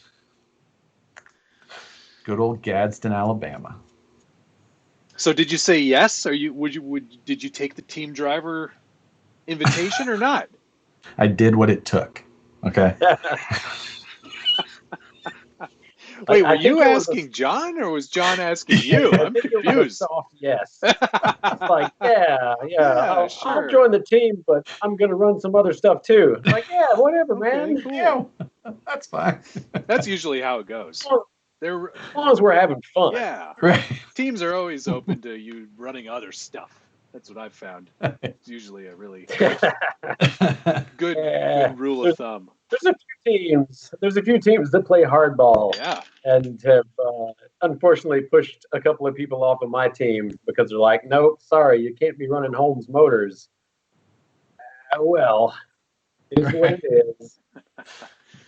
RC Dave charged up, asked if you guys will ever do bigger motors, like an 8th or 5th Holmes Hobbies motor.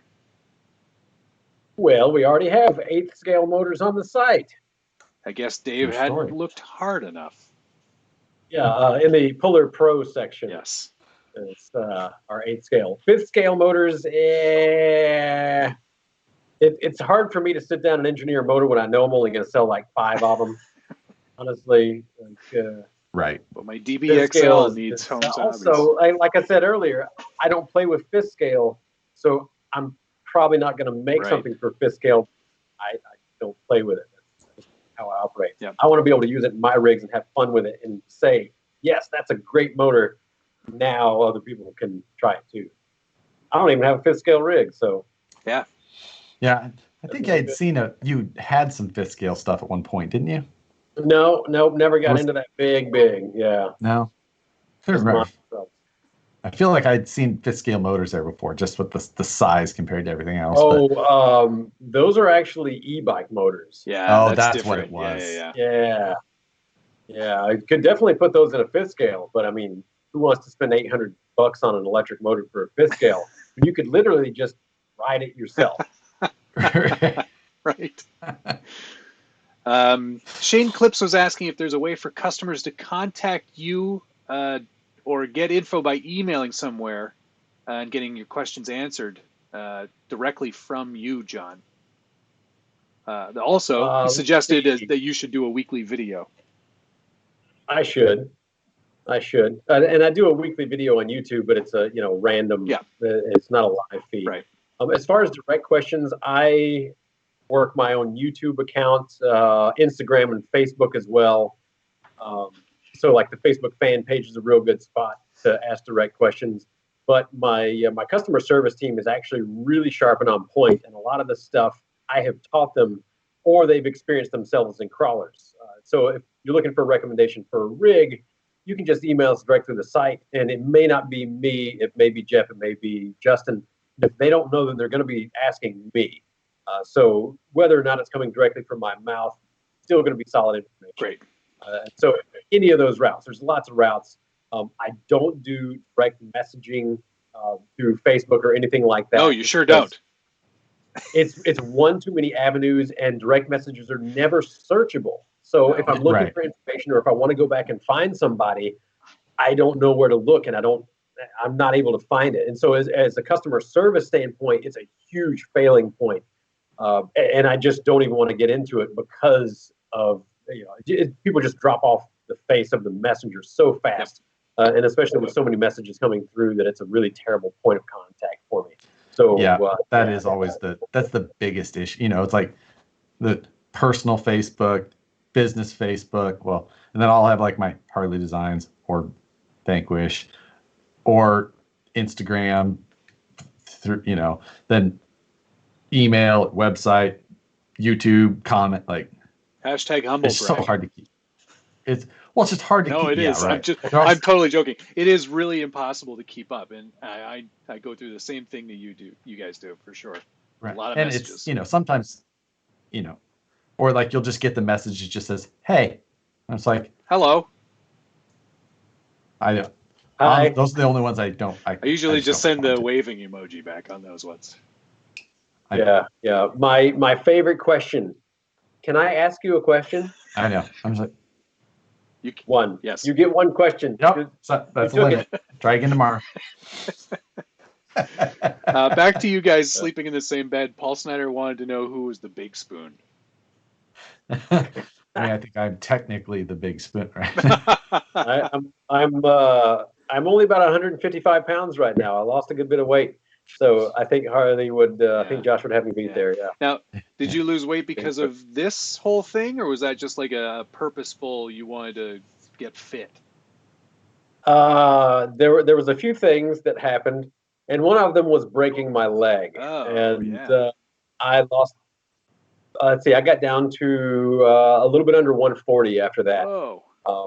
A lot of muscle mass. I didn't realize that I had like 20 pounds in one leg hiding somewhere, but lost a lot of muscle mass and everywhere in the body.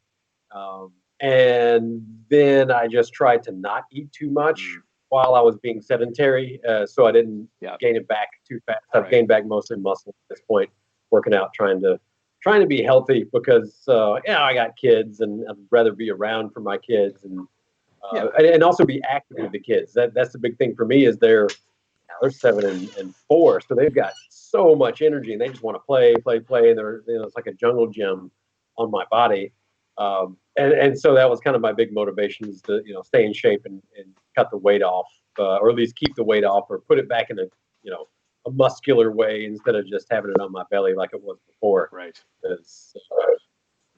And it's working. I was able to carry both of my children to bed last night, and my knee didn't fold underneath me, so it was a good win. I think combined they're over 100 pounds combined, so getting back up there in strength. Oh, geez. Yeah, that's when did you break your leg? Mid last year? It was early last year. It was January the 5th of last year. Did you get? Yeah. And I'm about to 50% strength now. Wow. But I've almost got pretty much 100% flexibility back. I had 2 weeks ago. I had a deep tissue massage, and I was doing something. I was cleaning the floor, and my knee popped, but it was in a good way, and I gained a couple inches more of leg movement. That was awesome. Usually, the pops don't feel good like that. Yikes. Yeah, that's. I've ignored most of the when will this be or when will that be questions. Just because the when will this be in stock? Like 2 weeks. Whatever. 2 weeks. Whatever it's always 2 weeks. 2 weeks. But there is one that's a little outside the norm, and just it's an interesting one. Any interest? This is a little different rephrased than the question, but the 24 scale market. Is there any room for well-designed tiny motors? It'll break your truck. However, I've got a couple samples right now of some low-cost sealed cans with high-grade magnets and laminations in them. So I'm working on that. However, it's gonna break your truck. Yes. That's how you know it's good. Brushless for the little 12 scale CR12s or whatever they are. Yep. The associated ones, those little plastic gears do not survive, and so I haven't released it yet, even though it's a perfect bolt up for it. Hey, I really hate having an aftermarket motor for a rig that just doesn't take it, and then there's no aftermarket support for it. Like if you're riding in all bushings in the transmission, to me that's a red flag. That's like, it probably doesn't need upgrades, much as I want to. I mean, I could be that guy that drives the aftermarket, I guess, for gears in the CR12. You're right. That's the the SCX24 market actually seems to be pretty decent. Yeah, as far as what's coming out. Couple hundred out there or something. That's right. Yeah, something like that. So, I've got some sample motors. We'll see if they bolt up. Just got them in a couple of days ago, so I haven't gotten a chance. I was testing some other motors first, some other sealed cans that I haven't ones even you can't talk yet. about. Yes, right. I know. See, that's the problem is that if I talk about it, of course, people will know that we're working on things. But if I talk about it, then people will say, "Well, there must be something new coming." So I'm not going to spend any money, right? Yeah, exactly. I'm not going to buy anything because, of course, there's something coming that's better. There's always something coming that's better. Right, John. It's just a better idea if we don't talk about it. Nobody watches this show anyway, so yeah, you could say whatever you wanted, and literally no information will leak. Nobody knows. It's just between us. It's really just the three of us on this show. Watching it. All these comments are made up. These are all questions I had, actually. Oh, the Russian bots? You hired some Russian bots? Exactly. But we were too cheap to buy a lot of them, even. So yeah, there's three Russian bots. That's it. Yeah, if we were going to do that, we'd at least get like 1,000 people. How many are there? I haven't looked. I don't know. Got 340. You got 340 on this side right now. I'm doing pretty good. My side must have frozen because it only says 52, which is impossible. It is impossible. Yeah, I agree. That's impossible. I'm usually less popular than Josh. I don't know why. I'm infinitely more entertaining. You're not wrong. And speaking of infinitely more entertaining, John, can we please rope you into discussions of a RC-based movie? Yes. You can try. I mean, I haven't watched it, but let's go. But you know about I tried. I've heard. Okay. I've heard. So what if we told you that somebody in a movie who was interested in RC was also just a massive pile of crap? Why did that person have to be the person in this movie? You know what? Yeah, I think it needs to be mentioned that this movie actually had a fair bit to do with RC cars. It did. It more than I was expecting. I was expecting the RC part to be very loosely sort of the reason for this movie existing, but it actually there was a lot to do with RC. Yeah. Not a lot of it faithfully accurate. Not necessarily entirely, like not enough information to even be inaccurate. But let's wrap this into we were discussing again Flying Cars, the movie. Right. Available for download on iTunes if you have $10 that you don't necessarily feel that you need to hold on to in any sort of value. No. If you do need to hold on to it with some value, I would suggest buying Bitcoin. Especially now, right? Yeah, now's the best time to buy Bitcoin. But okay, I made Nicole watch it with me. I also made my wife Rebecca watch it too. We watched it and paused and talked about it while we were watching it. So you're those people? Yeah, well, if something so. Oh my God. Not all the time will I pause a movie, but sometimes I will pause a movie, especially let's talk about our feelings in the middle of this movie. No. Not our feelings, but like about the movie. If it's Did you connect with this gentleman just for one, quirky dresser? Yes. Right? Yes. Film editor. But here's the RC enthusiast. Here's the difference though. I wouldn't wear my suit to the track. I would do that. At that point I was like, nope, I'm out. This guy he was, if you haven't seen the movie, and I don't want to do a lot of spoilers. I do. Oh, spoil it. Okay, just spoil it. It doesn't sound like I have I'm not, I wouldn't want to hold any of it. You can tune out from mine now if you don't want spoilers, on Flying Cars, the RC movie. Now, just to be fair, the producer and the director were very nice and let us screen the trailer, and that was really great of them. And they are open to our feedback. Other than the fact that Matt and I both got copyright we did get striked on claims against us because of it. Yeah, which was an odd thing to happen for sure. I agree. Because it's for the song, which Anyway, the guy in this movie is such a horrible, horrible human being on so many levels. Habitual horrible person. It's not like he just did one thing. He did like she says in the movie how much like I can't always be trying to get you jobs and wife. Hi, I heard you talking about it. All right. And I just want to tell Matt, what did you get us into? And I'll never get that 2 hours of my life back. Well, it wasn't 2 hours, Nicole. It was an hour and a half. Hi, John. Hi, Nicole. Miss you guys. So, yeah, it was. Oh, I would like to note that I think that my stereotype of Ford Rangers was upheld. Yes, absolutely. We did talk about that briefly. Okay, so my first. There's not enough heat in the world to make that a good movie. Some would disagree. Nicole really didn't like it, I guess. John, I think you're definitely going to need to watch it now.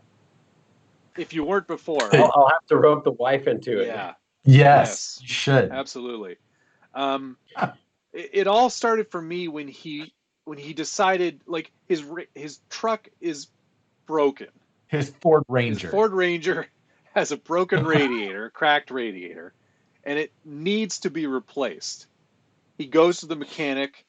His fiance, who I don't know where she got $600 because when we were watching, she's a singer or performer. Yes. And her set was not so good that anybody would pay her $600. First of all, it was bad. First flaw of the movie. Yeah. So she gives him $600 to fix the car, and she's like, "Well, we're getting married, so it's our money now. So here's $600 to fix your piece of crap truck." Mistake number 2: you don't get joint accounts. Exactly. Keep your money separate. That's what I did. Best thing ever. Yeah. See, we're a same account. Wow. We're a same. I feel bad for you. But now my RC YouTube money. That's different. That's free money. There you go. It's different money. Separate account. Yeah, that's definitely separate. So now she could see it if she could, but you're doing this all wrong. We'll talk later. So he goes to the mechanic and he takes the truck in, and the mechanic's like, "Yeah, it's going to be the Ford Ranger. It's going to be $600. Don't call it the truck. Call it the Ford Ranger." Yeah. He takes his Ford Ranger in. The mechanic says, "Yeah, it's going to be $600, or I could patch it for what does he say, like $150?" And he's like, "Okay, let me think about it." So he goes off, and he says this is the problem with this movie is the writing, because none of it's believable. He's walking down the street, vlogging, because he's a film editor or like an assistant to the producer at a film production company, and he's like, "Well, I'm just gonna randomly find a hobby shop here in downtown Los Angeles to fix my toy from when I was a 10," because he still has it. He's got he's holding on to his childhood for dear life. He's 26, and he goes 27. Was he 27? I thought he was 26. Yes. Okay. 27. Somebody watched this movie more than once, I guess. He goes one time, but the age thing was important for later. Yes, that's right. So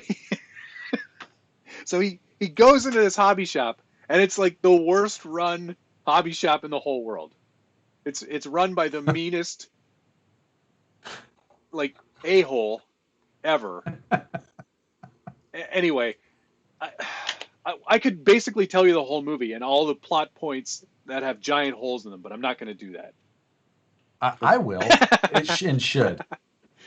Anyway, he spends, long story short, he spends the $600 that his fiance, and they're getting married in 2 weeks. Don't forget that. They're getting married in 2 weeks from this point. He uses that money to buy an RC8, which is, I know Associated put some money into this movie. Right. For sure. But what a terrible choice. It's a good car, but don't start there. The guy tried to sell him on an SC10, and I was like, "That's a good point. That's a good place to start. That's a reasonable choice. Yeah, great choice." And then I get that the character was like, "I want this one because it goes 60. It goes 60 miles an hour." And then, without trying to get into all the rest, he goes to the track and there's a girl there. Shocker. All right, that's plot a hole. huge plot hole. Exactly. Yeah, plot hole. This is not real. And she's not even the trophy girl. Right.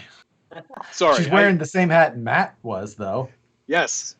The same hat. So it's unisex. It's a unisex hat. Right. That she was obviously knows what car and this and that. And somehow those two, I don't even remember how that they end up. Oh, yeah. What doesn't matter. They end up talking and she's going to tell him how to drive or fix or something. Anyway, and they ends up, there's a big jump contest, big air film contest. And the biggest jumper gets it's like $1,000. No, it's like an invite to I don't know. I don't even know. I thought there was cash. There was cash involved. Yeah. I must have been riveted. This must have been one of the points where me and Nicole were pausing and talking. But but you forgot that he entered the race, though. He actually did enter in a race. And I can sympathize with his driving skill on the track.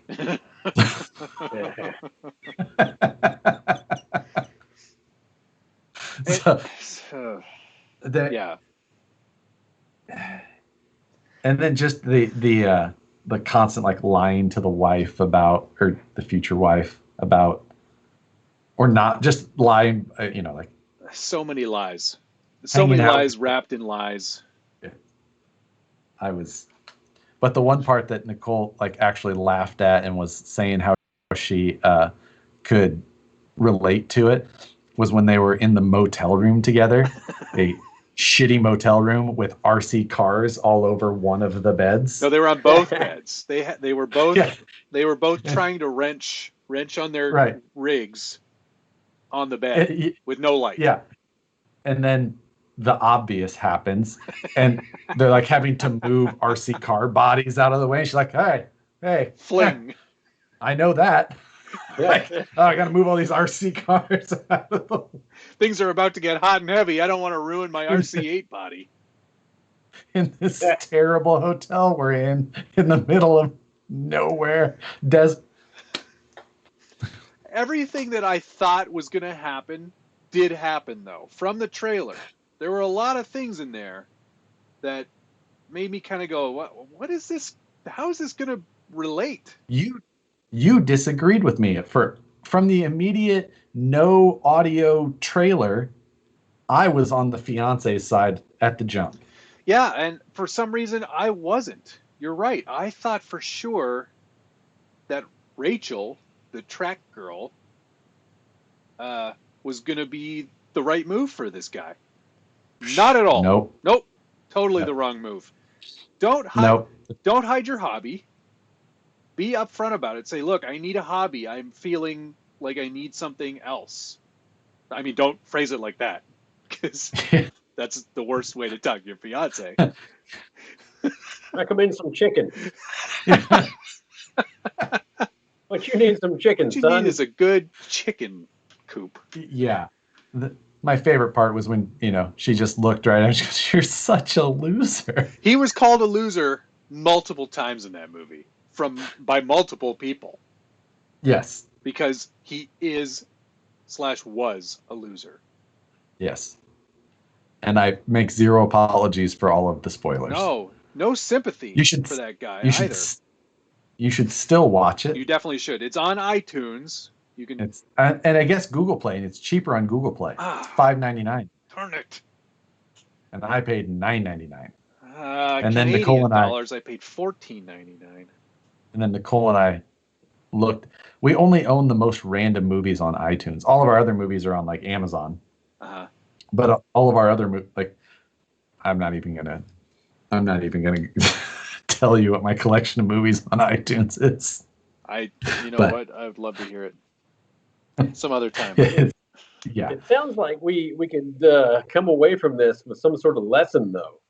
To me, it sounds like manufacturers are really screwing up by putting that miles per hour rating on there on the box. This started with a bad decision about what he was buying. Yes. So either take that off, or we need to start putting that on crawler boxes where it's like 6 miles an hour. Like a deadbolt will do 6 on 3S. Yep, that's stock. 6. 6. 5.8, I think, actually. I got 5.9 because I was going downhill. Yeah, I was 5.8. Oh wait, shoot! Steve R. just had a very good point. Where was the angry guy in the jean jacket? He wasn't in the movie. I think you're right. Hey, Gene Masters gave me bucks just so he doesn't have to watch it.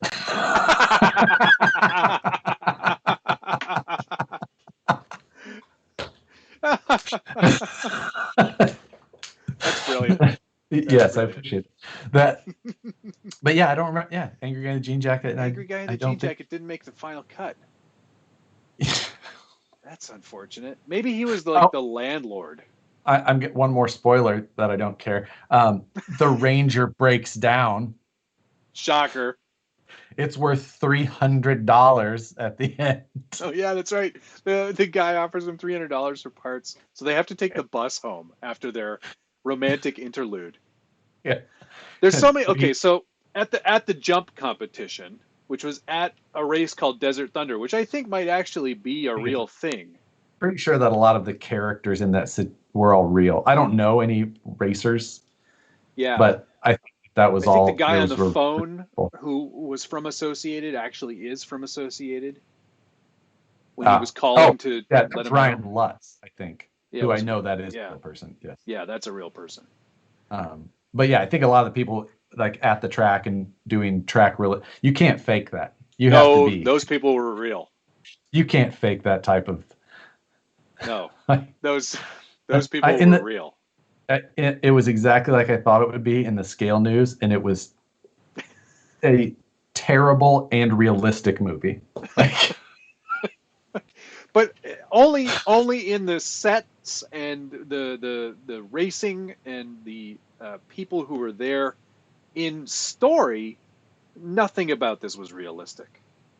He spent 90 minutes at lunch driving his RC8 in the dirt and just spinning the tires directly at his feet constantly.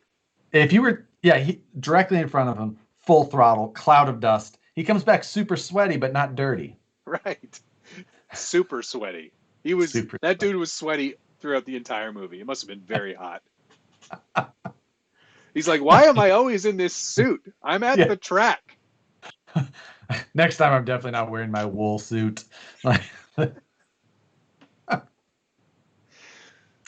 Yeah. I saw Gord Tessman. Yeah, Jake, you're right. Gord Tessman was standing there at the track. That's Ty Tessman's dad, Josh. Oh. Why do I know so much about racing? So I don't know either. Anyway, because I don't do it.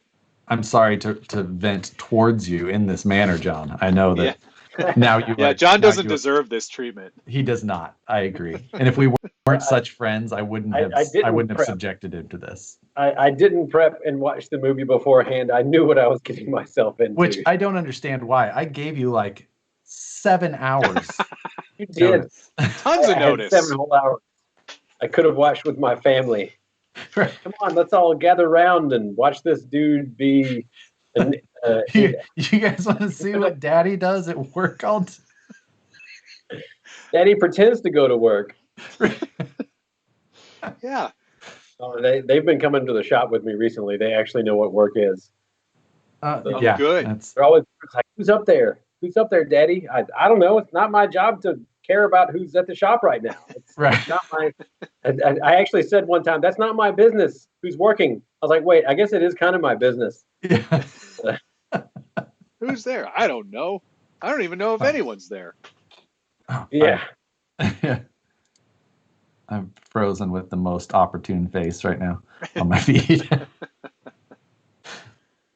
Yes, that's well, I'm glad I got that off my chest. Now I Yeah. can talk about it more on Friday as well during man. the live build. I'll definitely the Matt signal will be going off for sure on Friday. I'll be checking in. Yes. Yeah, that's again.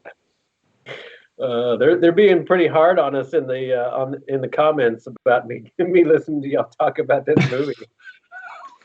Yeah. Good Lord, Mr. Holmes, it looks like he's falling asleep. Yeah, but we're over it now. We're done. We got it all We're out. past my bedtime. We're past. It's like hours past my bedtime. Usually the chickens go down and I go down with them. All right. I just been sleeping in the coop lately. I mean, it's easier to just wake up and let them ride out. Well, don't feel like you have to stay. Honestly, I don't really want to be here most of the time. So. Josh has to be here. It's his channel. Right, Yeah, exactly. yeah. Luckily, I am also running this, so. Yes. That was. We're gonna let that one slide. I'm just waiting for the sequel to come out with his brother or the neighborhood kid who gets into crawlers after getting a broken RC car given to him. Here's a cruddy RC8 painted with one color. Hey. Don't talk about one color paint jobs. Yeah, I don't. There's not a. Oh wait, there's only one. There's a couple of one colors here. I guess I painted this one multicolor. One on the inside, one on the outside. Yeah, two on the inside. Cool. I've got both silver and rust on the inside, and black on the outside, of course. That's how you know things were getting scale, Matt. Yeah. All right. Yes. Yeah. You did. Crawler. Well, I mean, crawler. It's silver on the inside, so I presume that was so when you scratch it on the outside, it looks like it's bare metal. Yeah, and then a little bit of rust here and there on the corners, so that some parts look rusted, scratched up. Exactly. We can go over the techniques. I think we've got some threads that we can show you, Matt. Yes. Harleydesigns, where one should always go for all their paint instruction. Yeah. Step one, chip brush. I do like that the first body that John grabs behind him was a Betty body. Yeah, I mean, kidding, right? That's how you know the collection is deep still. Yeah, old school. Oh yeah, I've still got one unpainted Betty and one of the what was the other one that was a little more round? The CF100. Yeah. Yes. Still got one of those. A couple here and there. I've actually been collecting some old parts here lately. I got myself I found a stick. Not too long ago. A TCS stick chassis. Yeah. I don't think anybody on the feed is even going to know what it is. We got this old Proline body. Crowd pleaser. Or wait, is that the crowd pleaser? I'm looking at it like it's going to say the name somewhere. Yeah, exactly. Like that's not how that worked. It's got the brand sticker right on the front. Yeah, right. Yeah. The Pro. I just can't remember. I thought that was a crowd, but I don't remember. Then we got the stick, old Clodbuster axles. Wow. Matt, have you ever seen one of these? I have seen one of those before. Yeah. Oh yeah, got just one shock on each side. That's all you need. That's all you need. That is all you need. Look, Yeah. Does that? That actually still has Energy lathe motors in it. Wow. Yes, yeah. The dude that I bought it from. I mean, it's got a Traxxas radio on here, lathe motors. Got the adjustable pinion mounts. What Novak ESC is that? What? Rooster? Yeah. Super Rooster, not just the regular Rooster. The Super Rooster. Rooster with a drag brake, right? Ooh. No, we didn't have drag brake then. Drag brake. I don't remember when did we get drag brake, John? When people started using Mamba 25s Was that the first? in brush mode, they came out with an update for brush mode, and then I think the BRXL was technically the first brushed controller. No, I'm sorry, the FXR. The FXR actually had drag brake. That's right. The BXR, was it? No, the FXR. Then there was the BR1. BR1, that's right. Or B1R, whatever. One of them acronyms. Yeah, one of those. But yeah, I remember when we first got drag brake, like what? Yeah. That was big. I remember my first comp crawler, like full on comp crawler, was Mamba 25. Before then, it was just like, oh, you want a little bit of drag downhill? Like, better set that gear mesh tight. It's just jam that pinion, that spur gear a little harder. Things will slow down. Yep. They sounded terrible. See what else I got. I got another one over here that I found.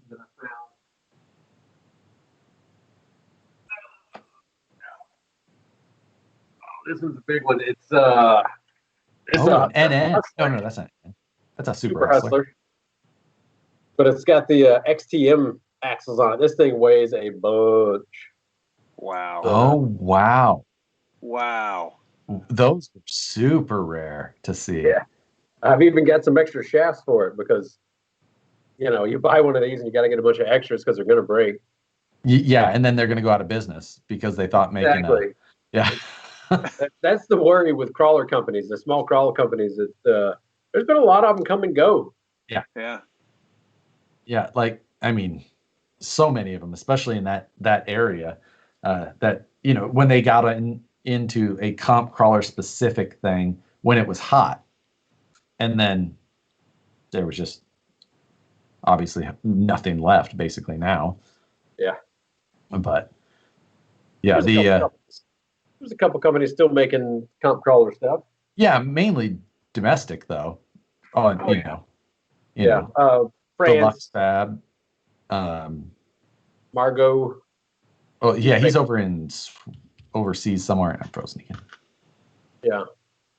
Yeah, that's let's see. I guess RC Bros isn't technically making stuff anymore. I don't think so. Yeah, William's doing the side-by-side stuff. Man, who else? I guess if we're not talking about like class 2 sort of scale stuff, because there's a good bit of people making that. But I did see not Aggressor. Who was the other shock guy? Draft Tech. He's closing down. Is he? Yep. Oh yeah, that's right. I saw that. Yeah. Making that call, and if you need to make that call, kudos to him for knowing when to make it. Yeah. His was a work-life balance. Like real job, side job, and life. Some people have a hard time deciding, but it's key to your own sanity. Yeah, and the trade-off here that it's just like, is it really going to pay off? Is the time invested into it? Are you just working are you trading dollars for the joy crawlers. Or trading dollars for crawlers? Right, exactly. So yeah, that was a crazy one to see this week. I feel like the counter was right place in the right time as far as the business being able to grow and be a real business and not just a night business for a long time. Just a lot of luck, right place at the right time, and of course the products have to be good too. But I've seen a lot of people try and not actually get there, and it's I guess it is what it is. There's a lot of companies that end up folding over a couple of years and try real hard. Man, Draft Tech's made a lot of good parts over the years. A lot of years. Yeah, and it's sad to see. It really is. But at the same time, if that's the right decision, then that's the right decision. It's better for the customer, better for the market. It's not like pulling teeth for him.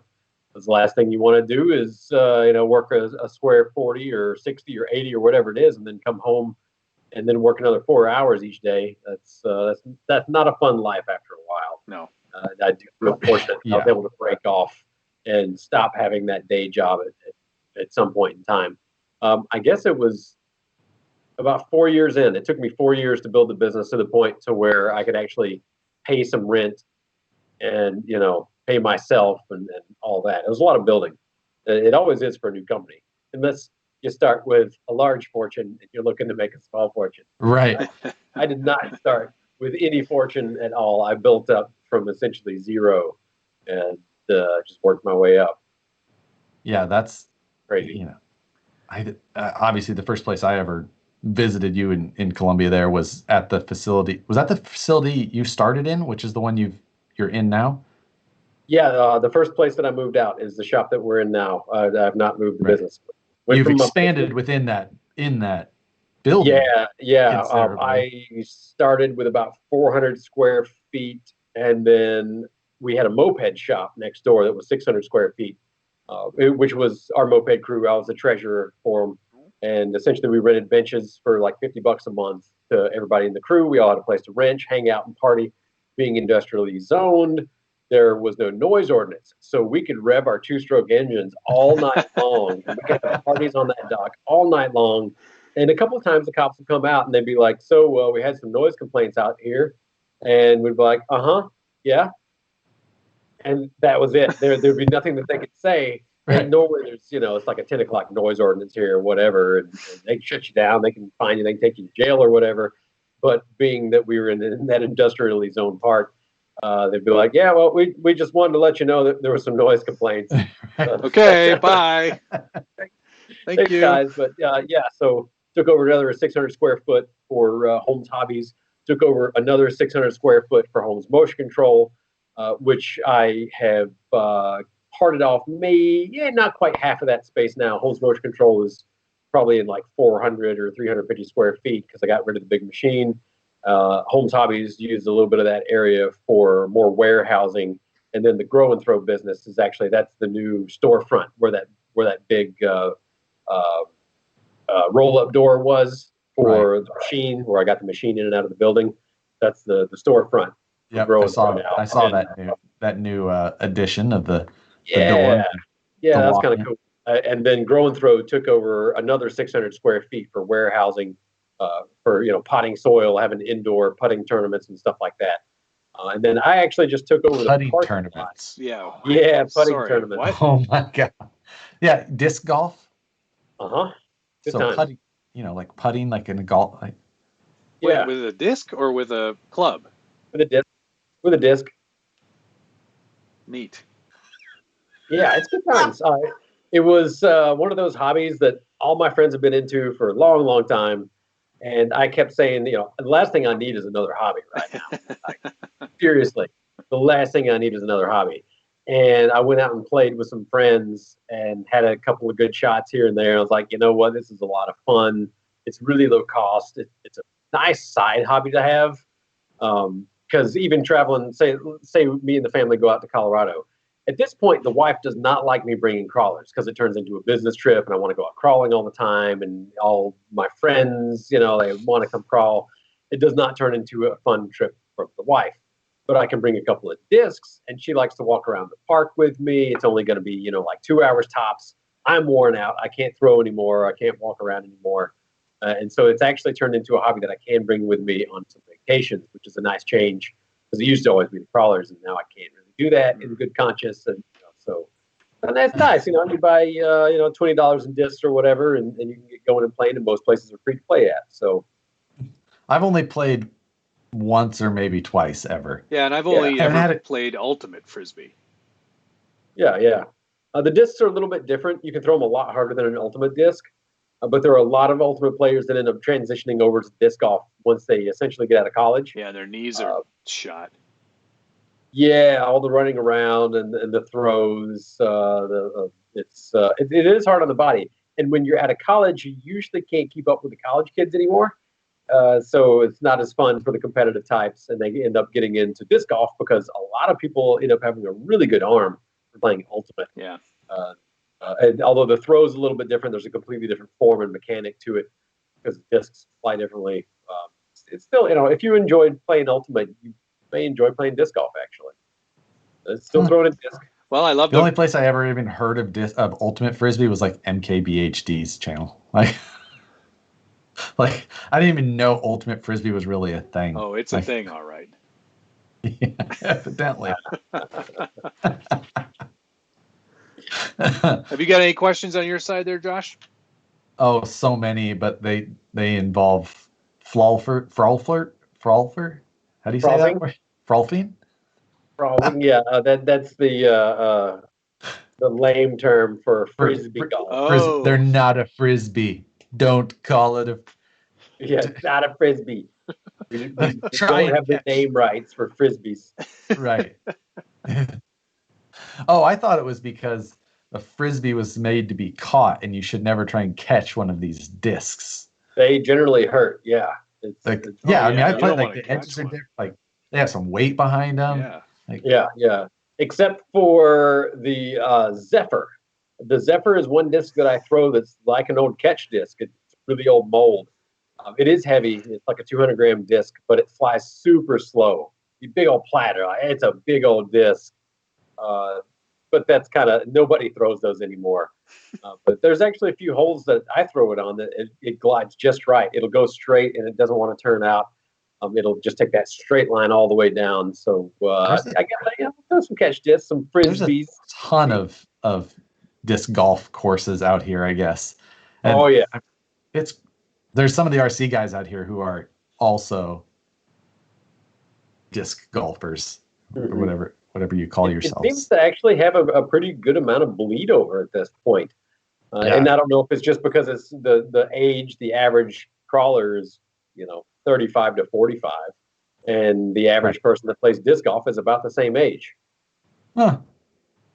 That may be it. I don't know. Maybe just causation, but or it could be because those are the only people I associate with, and then yeah, like no way! I swear, Wow, everybody I talk to, disc golf too. like it's like I only talk to RC people, so I'm like, it's crazy. It's like my like everything. Like, look at all these people who play disc golf on Facebook. I'm like, oh wait, they're also crawlers. Like, oh, I'm only friends with people who are crawlers. Like, Right. oh, all makes sense. Oh, well, John, once again, we appreciate it. We do. yeah, it's been Thank you good. very much. Thank It's you. been fun. So thanks for 2.5 hours. Wow. Time thanks for flies the when you're having short fun. notice accepting my my text. Yeah, it's like, what am I going to do tonight? Just sleep. I could go play some disc golf or maybe do Tend to some my basketball. chickens. Tend to chickens. Yeah, well, see, they get really boring at night. All they do is poop and cluck. Not much going on. I got to put them in the coop so the foxes won't get them because there's a lot of foxes in my neighborhood right now. Oh. Yeah, the realities of the real world. We had a coyote in our neighborhood, which is pretty strange because I live pretty much downtown. I was gonna say, you're a long way from any sort of wood habitat for that. Yeah, and it was a big coyote. It was like 60-pound dog-sized coyote.